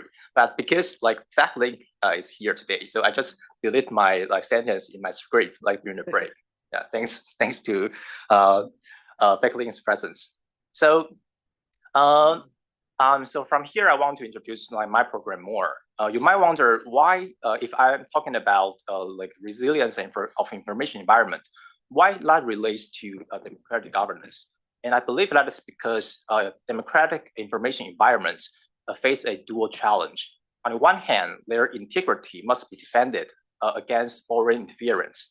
On the other hand, any regulation could implicate citizens' digital rights and freedoms. So it is that tension that makes the governance problem so hard. And also they must be justified by democratic principles. So today, echoing the title of this panel, I want to zoom in on one specific dimension, the risks posed by Chinese platforms. I will return to my report in the last part of my presentation. But since Jerry and Wei-Ping have already outlined the Fimi landscape in Taiwan and also responses from the civil society, so I believe my job in this presentation is first by introducing how Taiwanese government trying to respond to these challenges, and also what structural obstacles the Taiwanese government faces for now. So I believe Xiaohongshu could be a good case to start with. So for those who might not know, in December 2025, Taiwanese government banned Xiaohongshu, or we can call it Red Note, for a year. And the legal basis of it, the government claimed that it was the Anti-Fraud Act. And the government argued that the platform had been linked to over 1,700 fraud cases since 2024. But the company, they just didn't establish any local presence or legal office in Taiwan. And they didn't respond to the government request either. But not surprisingly, the backlash came immediately.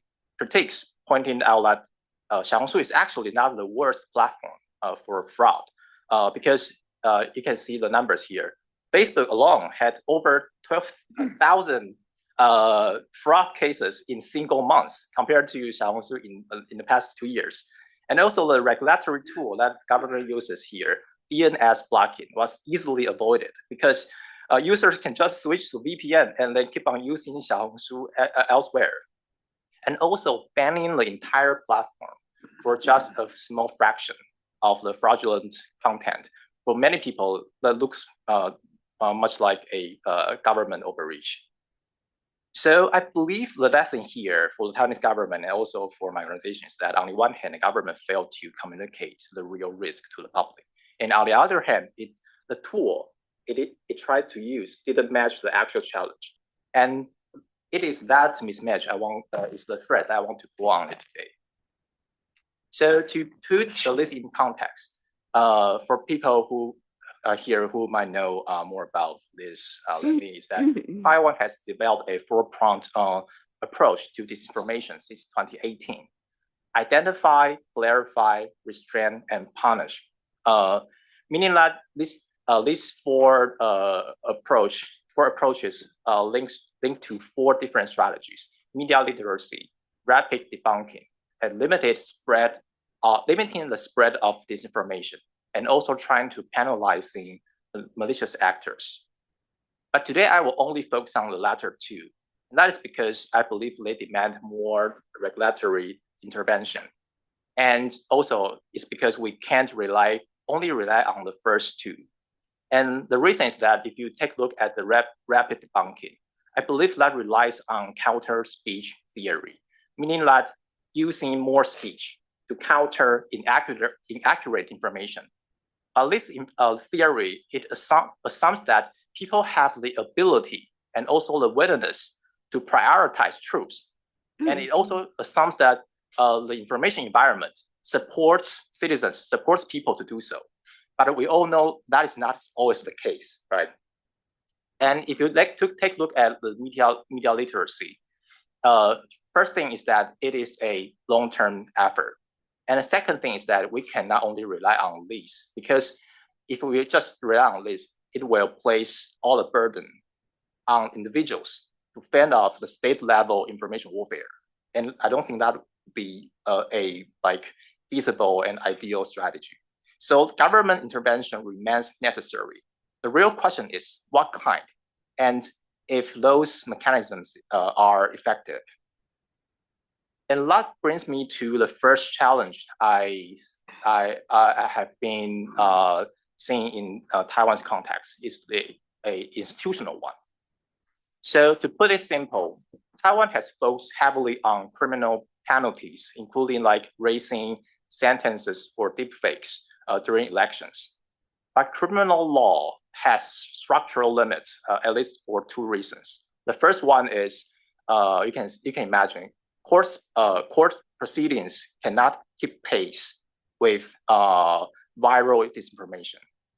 And the second gap is that the state-aligned actors behind those campaigns, they could be operating outside Taiwan's jurisdictions. So those penalties, at most, they can only hit downstream spreaders. The upstream regime remains, and that is exactly the core that orchestrates the manipulation. So that's the first challenge I think is important in Taiwan's context. And the second one is, you might think, so why Taiwan just build better tools? I believe there are two forces make that very difficult. The first is that Taiwan's political parties are deeply divided along national identity lines and also China policies. So any legislation targeting Chinese threats will face structural opposition, just like we've seen recently in the disputes over US armed procurements, right? And the second problem is that it's what I call the shadow of Taiwan's authoritarian past.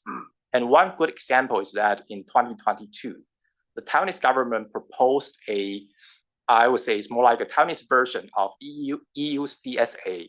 And in Mandarin, in Taiwan's context, we call it the Digital Intermediary Service Act, aimed at platform accountability to counter disinformation and also harmful content.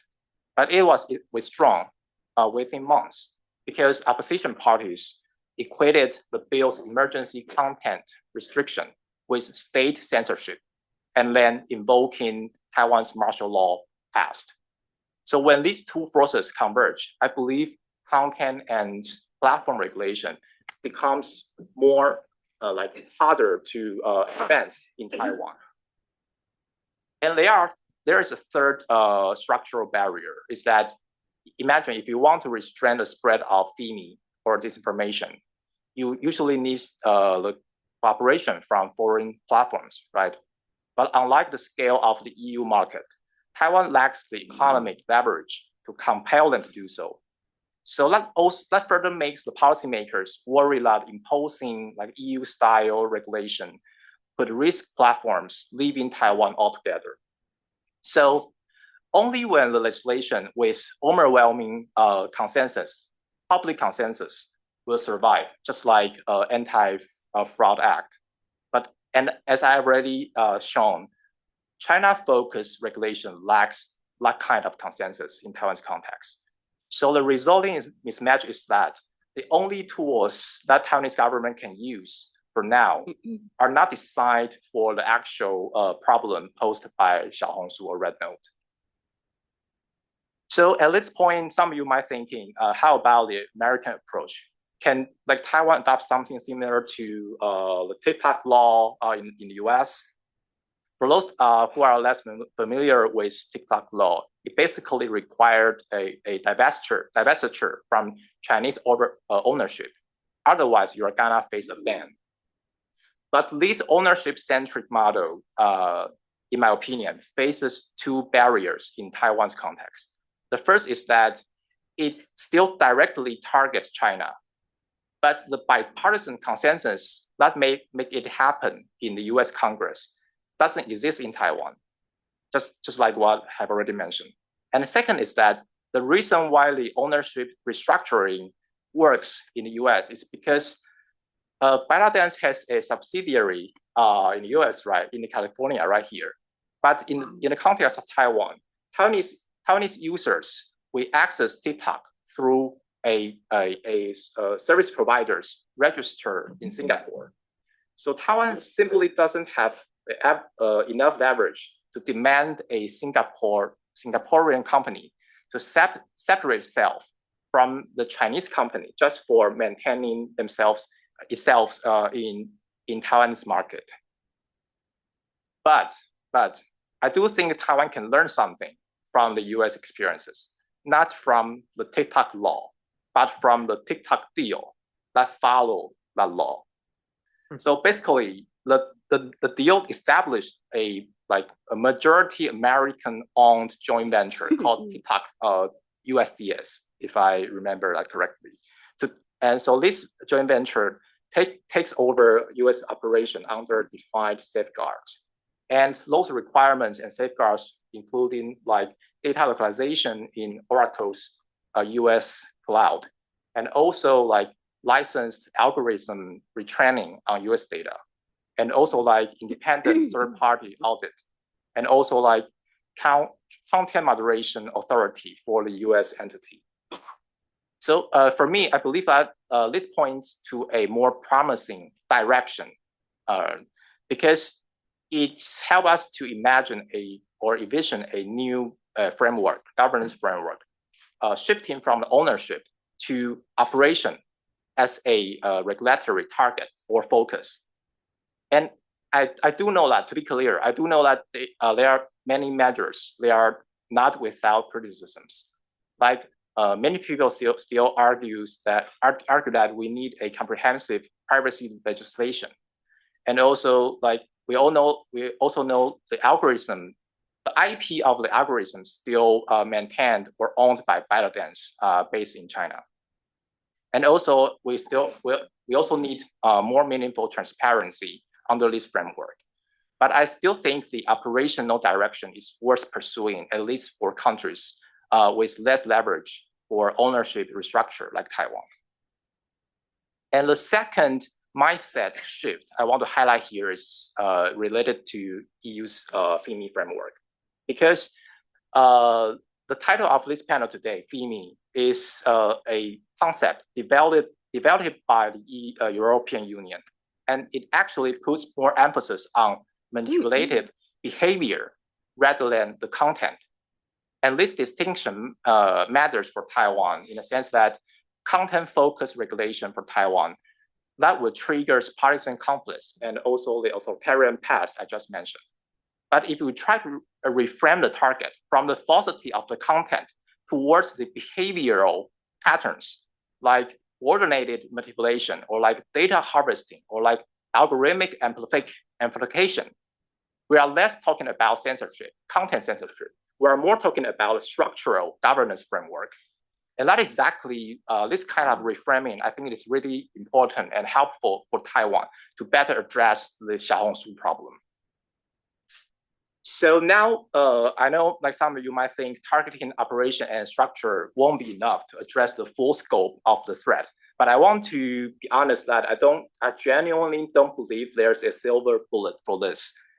Meaning that eliminating all risks from Chinese digital infrastructure, I believe is not technically feasible, and also it's not geopolitically realistic. For example, the algorithm case I just mentioned, ByteDance still owns the underlying model of TikTok, and even if it is willing to license it to the US entity. But I believe it is hard to further imagine that the PRC would ever allow ByteDance to disclose the entire underlying model to the US, because that would essentially mean China surrendering its whole digital sovereignty. And we all know that is simply not how competing digital powers between US and China interact.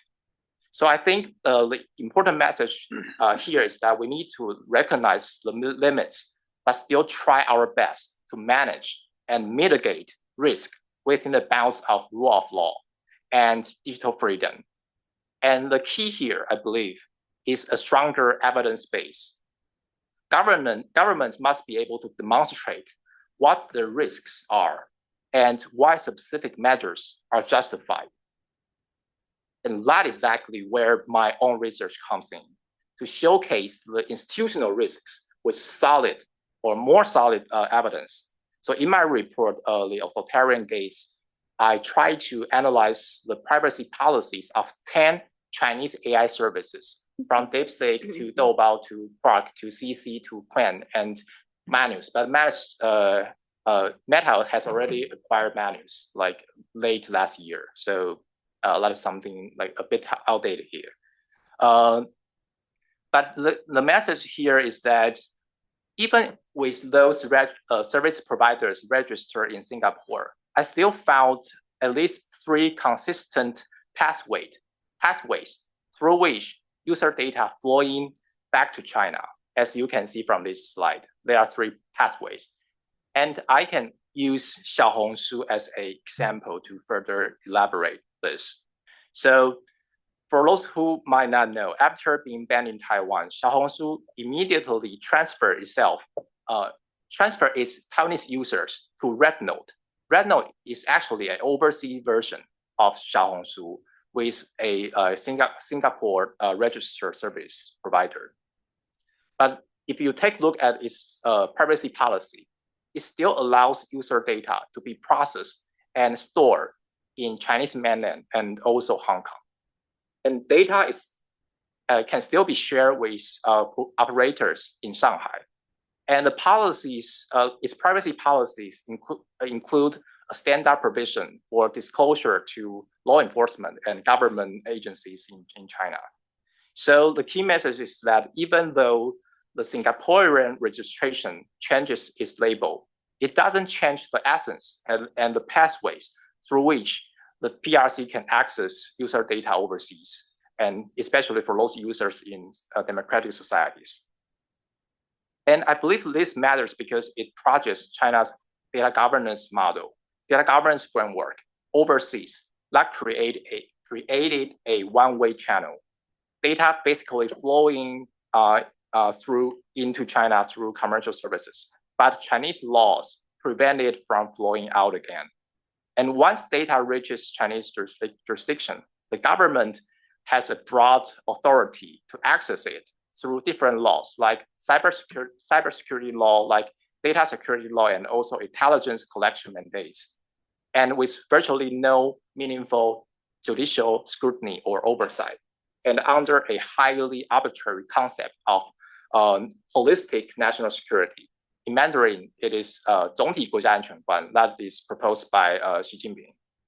And we already saw some evidence like the leaked Galaxy documents. I know DoubleThink Lab just released a fantastic report on this issue to see how the data and also the AI models in China have been used to promote a more algorithm-driven manipulation we're discussing today.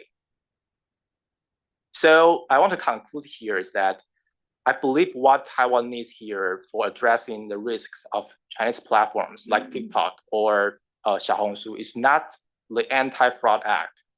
I believe that if Taiwan wants to govern effectively, it must build a more robust data protection and cybersecurity and cross-border data transfer regulations, along with review mechanisms and enforcement tools that address coordinated manipulation and also data harvesting and also algorithmic amplification. And the start point of that is a rigorous evidence-based threat assessment that can support regulation without raising to intense political conflict in Taiwan's context. So that is basically my conclusion here. Thanks for everybody's attention. I look forward to the conversation. Thank you. Well done, Yuhao. That's particularly important, I think. And I think the idea that perfection is not our lot and is not likely to be achievable is something that we all need to consider. We'll talk more about your mitigation and management techniques here in a moment. Next, Graham, please give us your thoughts particularly on the overall character of the tech competition and how this all plays into the concerns we've got about the undue influence being exercised by the PRC and Taiwan population. Absolutely. Well, thanks for having me here. I'm really glad to be sharing some thoughts and learning a lot about, especially about the Taiwanese context in specific. So what I want to do, I'll say a couple words about what I do because I don't work on Taiwan all of the time. But what I do work on consistently is the development of Chinese technology regulation and the way that technology plays into US-China regulations. And I do that across the sidewalk over there in the Freeman Spogli Institute. But the way I'm going to go about this is I'm going to begin by presenting some research that I did with some colleagues here last year. And this is specifically about the question of open weights AI models produced by Chinese labs. I'll talk a little more about what all that means. And then I'm going to go on to a bit of discussion about what all this means for US-China competition, what it means, that Chinese models are so prominent, as you'll see in a moment, in the global open AI models ecosystem. And then a few thoughts on sort of how we should think about what I call the so what question, hopefully addressing a little bit the specific question today about foreign information manipulation. So just to begin with this paper, I want to put this up there. I didn't make a QR code like my my brilliant co-presenters, but you can find us under Beyond DeepSeek on Google. I think we've still staked out that namespace. And I want to emphasize that this was work with 4 colleagues, Caroline Meinhardt, Sabina Nong, Tatsu Hashimoto, and Chris Manning. Caroline and Sabina are working as researchers at Stanford Institute for Human-Centered Artificial Intelligence. We teamed up at the DigiChina project, which I lead, and Tatsu and Chris are professors of both of computer science, in Chris's case also linguistics, and they're associated with I. So we were able to sort of put together some China-focused research with some actual computer scientists as reality check collaborators and people driving us to ask better questions, and really try to describe a year after the DeepSeek moment that caught the global attention in terms of what Chinese AI models might be able to do, what was the situation. So I'm just going to go through a few things here. In terms of slides, I'm just doing the stuff that's data related, and then I'll go into spoken remarks. So, here this is data from the Atom Project, which is a group that advocates for open models. One of the things we used another version of this data in our paper, but this is a more up-to-date version, so I've taken that from their site. One of their big findings is that over the,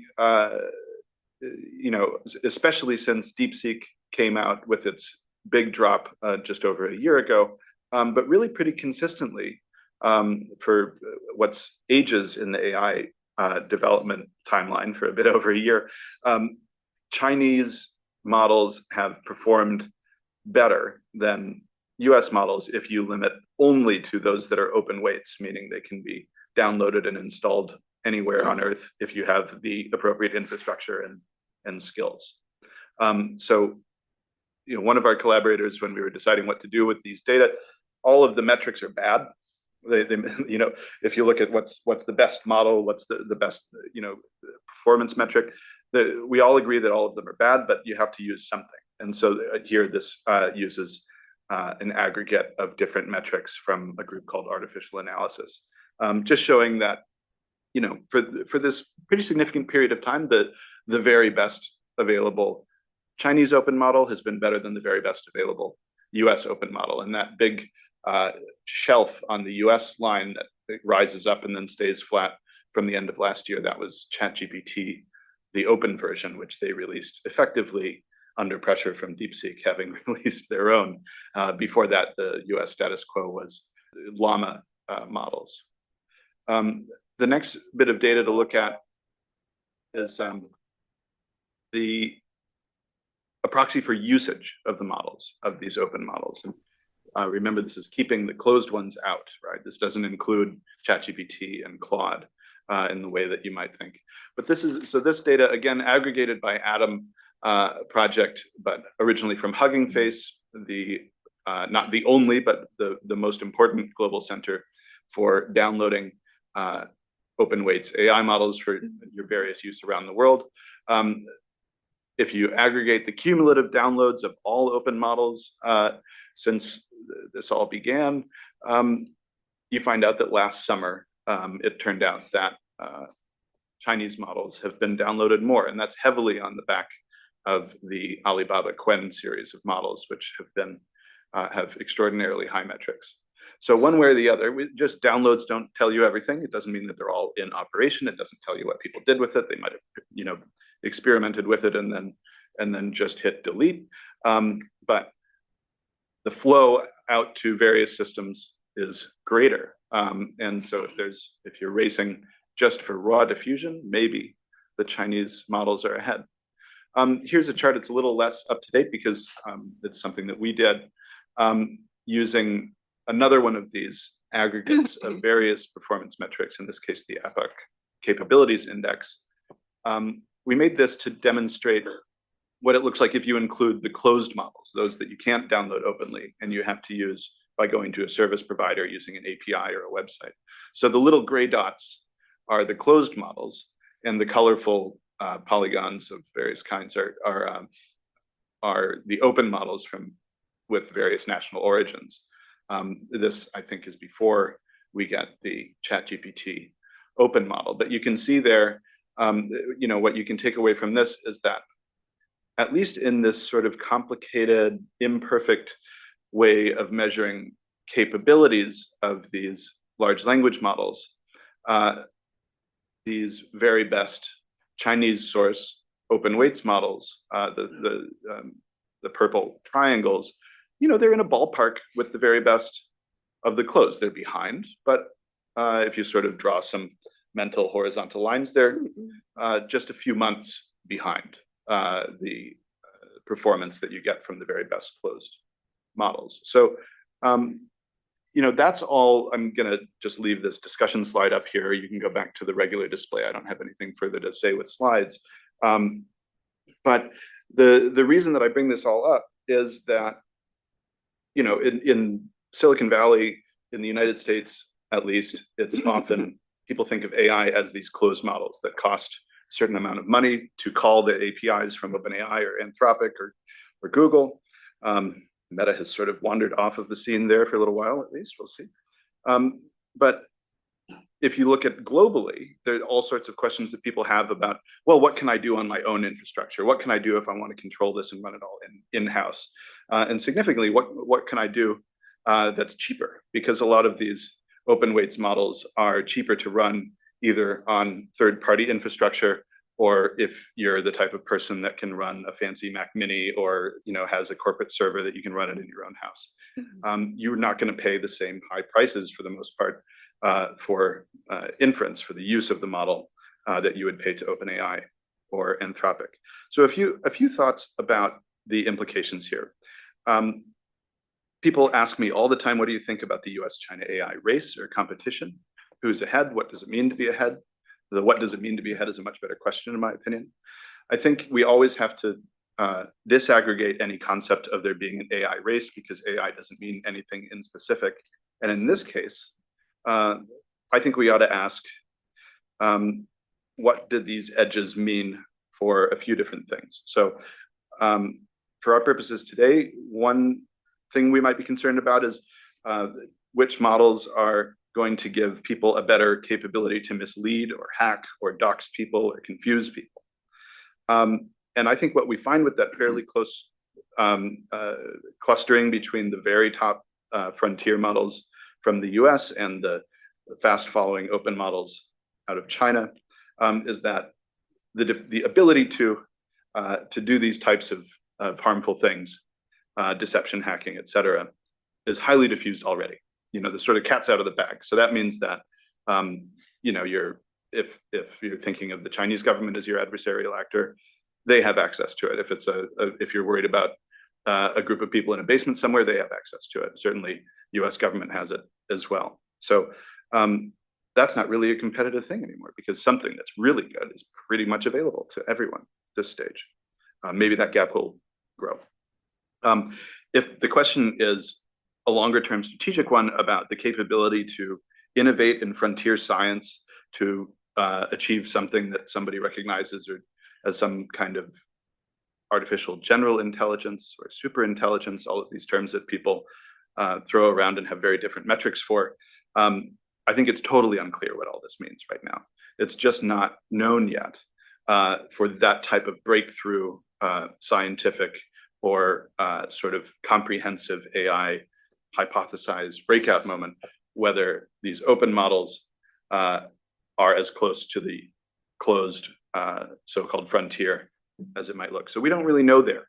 There are all kinds of different ways where the competition goes in different directions. One of the things we talked about in the paper, and I should, it's probably obvious, but I'm giving my opinions here. And so if you want to see the language that we all agreed on in the paper, you should read the paper. I'm not speaking for my co-authors. But one of the things we tried to get at in the analysis for the paper is, what does the prominence of Chinese models among all open models mean? What does that mean for the world? And one thing that I think is clear is that some political censorship is transferred when you download a model that has been built to be compliant for running inside the PRC. Clearly, if you're going to ask the model questions about what happened in 1989 in Beijing, you're going to get an answer that is allowed out of the Chinese regulatory system. So in some cases, this is completely irrelevant. If you're trying to build a model to do code assist on some thing that's completely non-political, there's hypotheses about maybe they might, the models might be inclined to do less secure code if it's connected to something that the PRC government doesn't like. But say you're just outside of that political blast radius, it simply shouldn't matter. You should be able to get a lot of utility out of these things around the world regardless. However, obviously, in some cases, this is very risky. In places like Taiwan or other places where there's a large Chinese diaspora group around the world, political questions that will be managed through control within China are relevant. And so I think you have to just ask yourself, in each case of applying these things, does it matter? I think it does matter that there's not this hot competition from US providers to put their own version out. Then there's another, what does this prominence mean? What's the possibility of these models being used to surreptitiously create cyber vulnerabilities as they're used around the world? This is basically theoretical at this point. There's a couple of ways that people think about it. One is an app. If you download an app-based solution, that's clearly software that you're running. But if you're just using the model in your own environment, it seems a little tougher to just hide kind of backdoors in there, although people theorize about that being possible. At the same time, many people won't install it on their own thing, and many people will just go to the DeepSeek app, which I haven't read their specific structure, but as Johan was saying, that if you look at their privacy policy, you'll probably find out that it's going straight to China. The next question I think is really important is dependency. If you're outside of China or the United States and you're using models from those places, the dependency question is quite clear for if you're relying on Anthropic or OpenAI, because they can just shut you off. They can say, oh, we've decided that you as a user are no longer eligible to do this. But there may still be a dependency if you use open models and if you integrate with a broader ecosystem of software or cloud services that are being designed for this. So an example is Alibaba's top performing Qwen model is released completely openly, but it takes some extra configuration to get it to operate at the very largest context window, meaning with the greatest amount of information that it can keep in mind, so to speak, at a time. If you just use the Alibaba Cloud version that they're offering, that extra capability is built in. They've pre-engineered that for you. They're trying to sell cloud services. Alibaba is the largest cloud provider in China, I think, and one way or the other, they're trying to make money somehow out of delivering this very expensive thing for free. So that sort of dependency and lock-in is relevant for all sorts of reasons. It's the ability for supply to be cut off. It's data security risks if the Chinese government is one of your threat actors. Everyone who's a user should need to think through all that stuff, and it's reasonably complicated to think through, so I think a lot of people aren't thinking through it. So the way that I kind of tie all this together is that the different risks and affordances of open models being out there and the sort of peculiar situation that the best ones very much are Chinese at the moment, it means that you have to think about risks in a specific situation, and risk mitigation goes with that specific situation as well. I think right now we're underdeveloped globally in thinking about how that risk mitigation and identification can be handled. But I also think that it's necessary for open, closed, US, Chinese, European, whoever's building models. If you're installing it in your workflow, in your organization, this is an area of how do we mitigate risks? How do we make sure that things don't get out of hand, that systems empowered to do certain actions within the server environment don't try to escalate their access and do something else elsewhere, not necessarily maliciously, but anyway, causing trouble. Another way to look at it in the risk framework is you can view the party state in China as from different angles. And one of them is as a user of widely available tools, right? So if there's a Chinese government program to create propaganda or to achieve some sort of policy or scientific goal, yeah, they're probably going to be using these things. And they obviously, I don't need to tell this room that the Chinese government has widely documented foreign propaganda efforts, some of which are quite public and some of which are not, and are discovered by researchers such as our colleagues here. You can also think of the party state as a proliferator of the capabilities, spreading them out. And I think it's wrong to view DeepSeek and the other labs as being told to do open weights AI by the Chinese government. I haven't seen any evidence consistent with that, and there's a lot of evidence consistent with this being an organic evolution of the Chinese technical community. But the government could decide they don't want this proliferation, and right now they're for it. Either incidentally or on purpose, though, given that these models are proliferating from China, the Chinese government does affect the content in politically sensitive areas from the Chinese government's perspective. So that is an intentional thing they're doing, even if they're not focused on the foreign, which I think is not their primary focus. I think their primary focus is maintaining information control domestically. Okay, so I promised my so what bit here. I'm encouraging us to ask questions that I don't have the answer to. And when I was trying to think, I wasn't assigned to talk about the foreign information manipulation. This isn't something that I study professionally, although I read a lot of work about it. But I did want to try to figure out how to apply this to that. And I got stuck on a few things that I think are actually reasonably hard questions. One is thinking about risks. What is additional or different about this AI and open weights AI enabled risk platform? Various targets of Chinese government influence campaigns already have certain risks that don't necessarily rely on large language models, as we've talked about today. I mean, there's a lot of examples of things that sort of predate the relatively advanced models that we see now. And in that idea of what's additional or what's different, is it the AI capabilities? Is it just the raw power of the thing? Is it the fact that the AI is open, or could the threat actor do this, with a cloud account? If it's the Chinese government, certainly they could hire a domestic company to do it, but they would have trouble hiring Anthropic. And is it about the fact that the AI is Chinese or not that creates the risk? So if Europe has a producer, again, right now, Europe's top open model is not among the best in the world, but if they have another one that is open, does it activate much of the same risk profiles that you see when the open models are Chinese in origin? So those are my sort of questions that I don't have the answer to. You know, what's additional and different in the information manipulation space from all of this? And is it the capabilities, the fact of openness, or the Chineseness that affects the specific risks?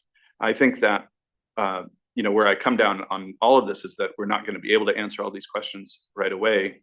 But I do keep coming back to the idea that application-specific mitigations are going to be central, whether it's a foreign interference fear or a simple you don't want your system to malfunction or go down type of fear. People are going to have to figure out how to, you know, put walls up around this set of technologies. And, you know, we're not very good at it yet, but a lot of people are working really hard. So I have some optimism about that. Okay, I'll stop there. There's so much more to discuss, but thank you very much. Well, thank you, Graham. That was very, very insightful.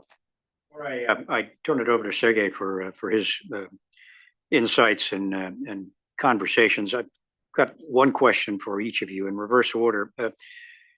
Graham, if they can fence or alter or shape your inquiries in the geopolitical domain, why can't they do it in the technical domain? In other words, I've used DeepSeek. I asked them a question about optimum Taiwan policy. You won't believe what I got, telling me something completely different than you get from U.S. sources. Basically saying it's not a problem. Taiwan's a part of mainland China, and end of question. But why do you think we wouldn't believe that you got that answer? But I guess my question is, why couldn't that extend to the technological? If they see the inquiries coming from offshore, the downloads from offshore, they shape you in a different direction, deny you that level of exposure. You know, what about your work's vulnerability and the like? I guess, you know, you're talking about some mitigation strategies here that are application specific, but it seems like, you know, made in China is kind of a warning sign based on what you're saying, that you're going to have to accept some of these challenges or differences. Am I interpreting that wrong? I think it's a good point, and the way that I would refine it is this: if you're relying on a direct service provided by a Chinese firm, meaning they control not just the underlying model, but the application around it through which you are interacting, then that does engage the risk of the service provider targeting individual users for, you know, different outputs, you know, to interference in some way. However, if you're downloading the model itself, you know, the raw weights, meaning it's this just enormous table of numbers that are interlinked in a matrix, and then you run that on your own infrastructure. If they wanted to make a malicious use, it would have to be embedded in everyone's use of that model. Right. So to sort of put in that poison pill would have a deleterious effect for Chinese domestic users or non-targeted individuals. The little wrinkle is that there was a piece of research that I don't have all the details in my mind right now. I thought it was a little iffy, but I would be interested in more research, where some folks prompted some Chinese models to help build website code, saying it was for, I don't remember which cause that is against the preferences of the Chinese government. And they thought they observed the code coming out less secure than if the cause was a coffee shop or whatever. So they'd had access to it. Well, it's the question is, could the model have built into it a preference to not help things that are obviously critical of the Chinese government, for instance. So that's a hypothetical possibility to me. There's an initial research finding that maybe it might be happening, but it wasn't that solid in my reading. But yes, I mean, I don't think we exclude that outcome, and so my answer would be, you know, be conscious of what assurance systems you need based on your situation. So no matter how bad you think it is, it's worse than that, right? But if you're building a website for a terms of coffee risk, shop, yeah. it's probably irrelevant. Yeah. That's kind of my point. Okay, Ellie, great conversation, and you talked about the Taiwan strategy, and then you listed some things related to the last two elements of that strategy. That implies that you might have a different idea of what their strategy ought to be. And you know, one of the ways that I've always thought about risk from a simplistic old fighter pilot's terminology is what I call the 4 M's. You have to measure the risk and be confident in your ability to measure it accurately. You've got to minimize the risk in the process that you're a part of. In other words, take out what risk you can. Then you've got to manage the risk that remains, as you point out, and I think Graham would agree. You don't have the luxury of not being in the fray. And you know, there's an old Navy saying that ships are safe in harbor, but that's not what ships are for. And so you're going to use AI. You've got to enter into that in some way. And then the final M is mitigation.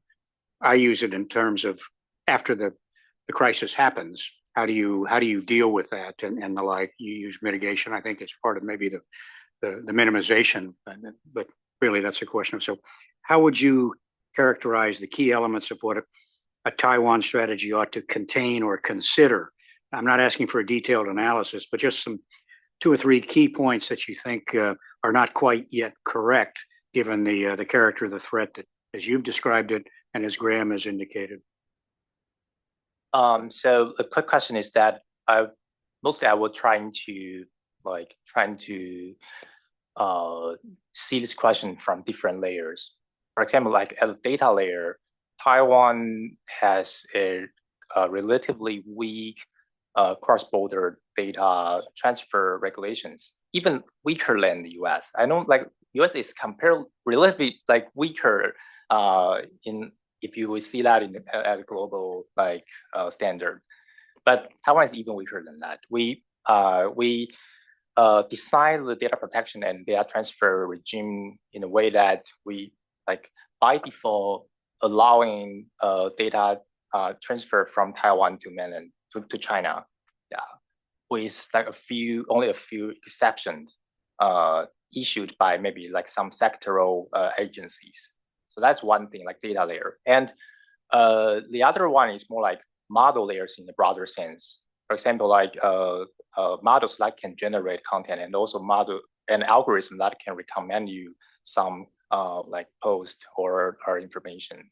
And that is something I believe we need to embed more, or it's pretty much like what you probably trying to say is that when trying to apply those models or recommendations, algorithms, we need to design more safeguards, trying to refrain it from embedding some censorship or even algorithm-driven propagandas. And then it's at the content layer, I believe, or maybe platform layer rather than content layer, because what I emphasize in my presentation is that we need to focus more on the malicious behaviors rather than content itself, right? That is something I don't think our regulation or the mindset of our regulators really adopt. They still highly focus on the content itself. But just like Wei Ping already highlight that, the landscape of threat has already transferred from content to the propaganda in Taiwan. It's pretty much we can see from the 2024 election to 2025 recall movement, right? So if that is something have been changing in just a few years, maybe our regulators and policymakers needs to change our mindset of strategy and regulations at the same time. Otherwise, we are not gonna address the problem in the correct way. So different layers, and you need to think that differently. That's something I can think of for now. Oh, it's a great point. And I think your emphasis on the manipulation or the manipulative behavior rather than the content, I think is an interesting perspective that I'd not heard before. Sergey, over to you for your insights, please. Sure. And I should say, like Graham saying that I don't work on Taiwan all the time, but some of the things that you talked about sounded very familiar to me. For instance, this attempt to use fraud legislation as a way to punish some unfavored platform. Russian government, when it tries to ban Telegram, the stated reason is protecting retirees from phone scams. This is like the big issue that requires very heavy legislation and a lot of technical infrastructure around it. And of course, it triggers people using VPNs. Same thing. People can maybe survive without Facebook, but without Telegram, much harder. Now, that might in turn lead to what happened in China in some cases where people started using VPN to access some entertainment and like on YouTube, let's say, and then switch to some political content as well. So could backfire. Generally, I think this idea of mitigation is a absolutely correct approach, and the issues that you identified, I think they have parallels elsewhere, including in this country. This issue of authoritarian past as a warning against heavy-handed approach, right? People would say something, they would mention McCarthyism and other, past problems in U.S. politics. And political divide over China probably is reflected by general partisanship and political divide in this country. And this switch, which I agree with, from content to behavior to algorithms, is not a complete solution here because, for example, in US, this big pushback against any anti-disinformation measures and even research, which targeted our colleagues at the Cyber Center here at Stanford. One of the key issues was something called shadow banning. And, this is because it is shadow, we don't even know the extent of it. Some of that might have been imagined, but still was a reason to pressure, for example, Meta and Facebook in particular, as well as Twitter, what is now X, to stop any efforts in this area. Neither market leverage is a perfect solution here because look at European Union versus Musk. Litigation is ongoing and they pretty much refuse to cooperate. So I think this emphasizes something that is very important here is market forces that operate very strongly, but they operate not always to our disadvantage. Sometimes they operate to our advantage. And in particular, when some bad actors are trying to use all these technologies to interfere in elections, etc., they might suffer from their own market failures. If you will, such as corruption that is prolific in this kind of area. When you mentioned, an influencer that got 420,000 views on their piece of content, do you know all of that was organic? Or maybe there was some manipulation on the part of the influencer to show that engagement is so high to get this $10,000 payout. And just then use 1,000 of that to pay for this engagement. So this was Internet Research Agency in Russia run by late Yevgeny Prigozhin. He got very rich out of that, and the sort of the practical effectiveness of that was always questionable, both domestically. But he couldn't take it with him. Yes. Absolutely. But some people are still doing it. Like, you get a black budget, it's a lucrative business. And in his case, he really couldn't take it all with him because it was all in cash. It was like 1 trillion rubles in cash over the years. So now switching to the AI sphere. So, and I again want to emphasize the role of markets. I think generally the idea that government and market are not, they're incompatible. They're two different strategies. Is not like this space works. If government is strong and unaccountable, it can both allow dangerous experimentation on the part of private companies, both in terms of how data is generated, no constraints on surveillance, and how it is utilized, and allow wide adoption in businesses, in government services, etc.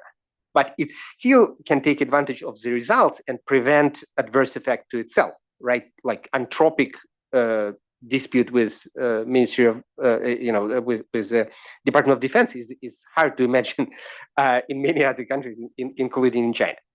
So, and I would also add that in terms of hardware, the inconsistent US policy, I think, helps them in some ways because, this issue with NVIDIA chips that were first prevented to be sold now are allowed to be sold. I think many people reasonably ask questions why, this is sold to China when the United States doesn't have enough supply.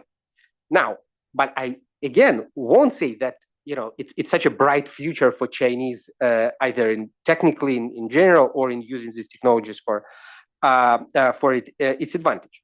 But I think that the problems that they encounter, they are sort of old-fashioned ones, like with previous technologies. Look at human capital, right? They have strong schools, and DeepSeek is Amy Ziegert here did good research on that. It's based on domestic talent. But some of the domestic talent, and in this case, it's not just technical, but also entrepreneurial talent. It's not like competition with USSR; it's much stronger. But the undoing is still there in the lack of the rule of law and general protection of rights in the country. And recently, there was a big resignation of technical staff at Alibaba that is producing Qwen model. I think people here would certainly know more about what's the reason. I saw two different theories. One is that the Communist Party is taking more hands-on control of that. But the other is also money forces that moving Alibaba towards sort of Google model of using cloud as a revenue generation, and so these models as closing as a way to sort of put a moat around their market share. And so, but in any event, this will, if it's a really big resignation of the best technical talent, it could influence negatively the outputs. So I would say that, this, general market forces and imperfections of the political systems will show up in the effect, at least medium, long term. On last question, I want to discuss that I think you posed is this question about what is different here and what are the risks. I think generally all of the above. The raw capability of these models is staggering, and the latest ones are especially impressive in that respect. But I think the key issue there is that it is true that whole worldviews are encoded in these models. This is, it goes far beyond even any intended manipulation. It just, they are Chinese, they are American, and if there would be Europeans, it would certainly help if they get their act together. Because, and it's not surprising in a way. If you Google, a physical address or a phone number in US, it will give you very detailed information of what you're looking for. But if you have a physical address in Russia or China, use Yandex or Chinese search engines. They will give you. It's always was there, and it's still true. Even though theoretically these models can translate all the information back to some common Latin or something that humans don't even understand, they still encode a lot of these worldviews. There was recently a very good presentation here at Texted Data conference by Josh Tucker and co-authors on this very question. They prove it. They do encode whole worldviews, and I think that is the big challenge we confront. On a more practical level, I do think that some of the existing internet threats and for intelligence purposes elsewhere, they are amplified by this capability. Even basic stuff like DDoS attacks. It used to be that I was able to log into Social Science Research Network, SSRN, without going through a very slow Cloudflare captcha. Who is DDoSing SSRN? It's crazy, but maybe it's actually an attempt to harvest the data. But if they're protecting themselves from that, they're probably too late. In any event, I think this capabilities do amplify certain conventional threats that existed before, but are much stronger now. I will stop here and looking forward to the discussion. Thanks, Sergey. I appreciate that. Would you care to respond to any of the comments from Sergey? For now, because I don't really read any questions from your comments, just more like comments, right? So yeah, so nothing more to add. Graham, for now. Over to you. I'll just say one thing. I mean, there's lots to discuss. I don't know the answer to the Alibaba thing, but I think it's probably not the party control and probably something more like corporate, but that's to be reported. One thing that I hypothesize is additional risk now in this foreign interference space is, I think, not really having to do with the open models, although powered by them potentially. The open claw moment has a lot of chaos potential, I think. So not just producing misleading information or messing with discourse, but just flooding the zone with chaos, whether it's something getting hacked or going down, or different inauthentic behavior on sites. I think that has always been something that was hypothesized as part of what would be possible with these capabilities, but I think I know a lot of people who would be able to do that now, whereas before I would have needed to think about, okay, who has worked in government agencies where they've tried kind of that type of thing. So I really do think that there's the agentic, so to speak, angle adds modes of chaos that we haven't witnessed. Yeah, and I think this goes again far beyond intention. These agents are, have their own intentions. Well, I mean, this is a fascinating piece because it gets back to the broader issue that Sergey raised, is that, is this a Trojan horse of some stripe that you're now bringing into your system, not, through a firewall, which I would argue we could never make high enough and thick enough. They were always going to get through, and that gets to my point about mitigation. But now you're introducing gigabytes of data and software and all the things that are wrapped up in these models. How do you ensure that it's clean, that it's not an infection? I mean, we used to get those warnings, remember? Are you sure you want to open this link? Kind of thing. Now we willingly bring in mechanisms from China that are 2 orders of magnitude larger. And so how does one think about that in this digital age against the overwhelming attack that could be enabled or impacted by that kind of action on our part? So how do you think about that? Well, I think that with this the open claw thing that Graham mentioned, I think that the key issue there is that it's not even it's coming from inside your computer. Like you willingly give access to it to all your files, and then you don't know. These models are not deterministic. You don't know what they will do. So I think in a way it's easy to prevent, but the issue of people willingly giving this power is a real issue. I will come back to what you started with, this data that you showed on downloads. I understand all the challenges with working with this Hugging Face data, but I think more general, again, on the market structure, will the use of this model be more on sort of like on our computers, each individual, or we will get just this profiles of, as a service from companies, that we just use for a particular task. And I think if it's the latter, it's easier to control. If it's inside our computers, it's impossible to control.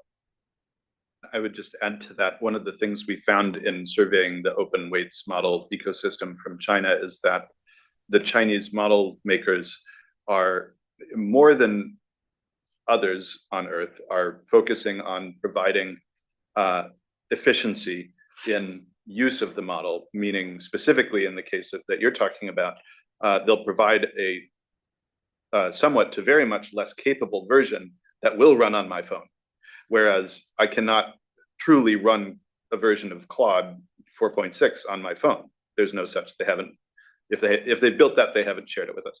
Whereas I can do that with a DeepSeek or a Quen model. And so for people who have that type of application need, systemically right now, what are they doing? They must use the Chinese options. I mean, there's some other ones, but you're going to at least experiment with these general models. Good point. I apologize for no tent cards, so I saw a hand raised over here, please. Okay, a quick comment about Alibaba's connection with propaganda. I think the most immediate one is Jack Ma actually owns South China Morning Post. And I could see that the most recent, in the past few months, South China Morning Post has been doing a lot of soft power propaganda thing. For example, they talk about the recruitment of the younger scientists and scholars returning to China. So they profile these very handsome guys and nice women who were young and got their degrees and now they're returning. So I think that Jack Ma's connection with Alibaba, and then the fact that he owns South China Morning Post, for example, of the China model, meaning state capitalism and authoritarianism. So they basically, the money, and if you want to be successful financially, economically, business successful, then you're also doing something. So I think that's the best illustration of the China model in business and propaganda. Thank you. Thank you. Here, please.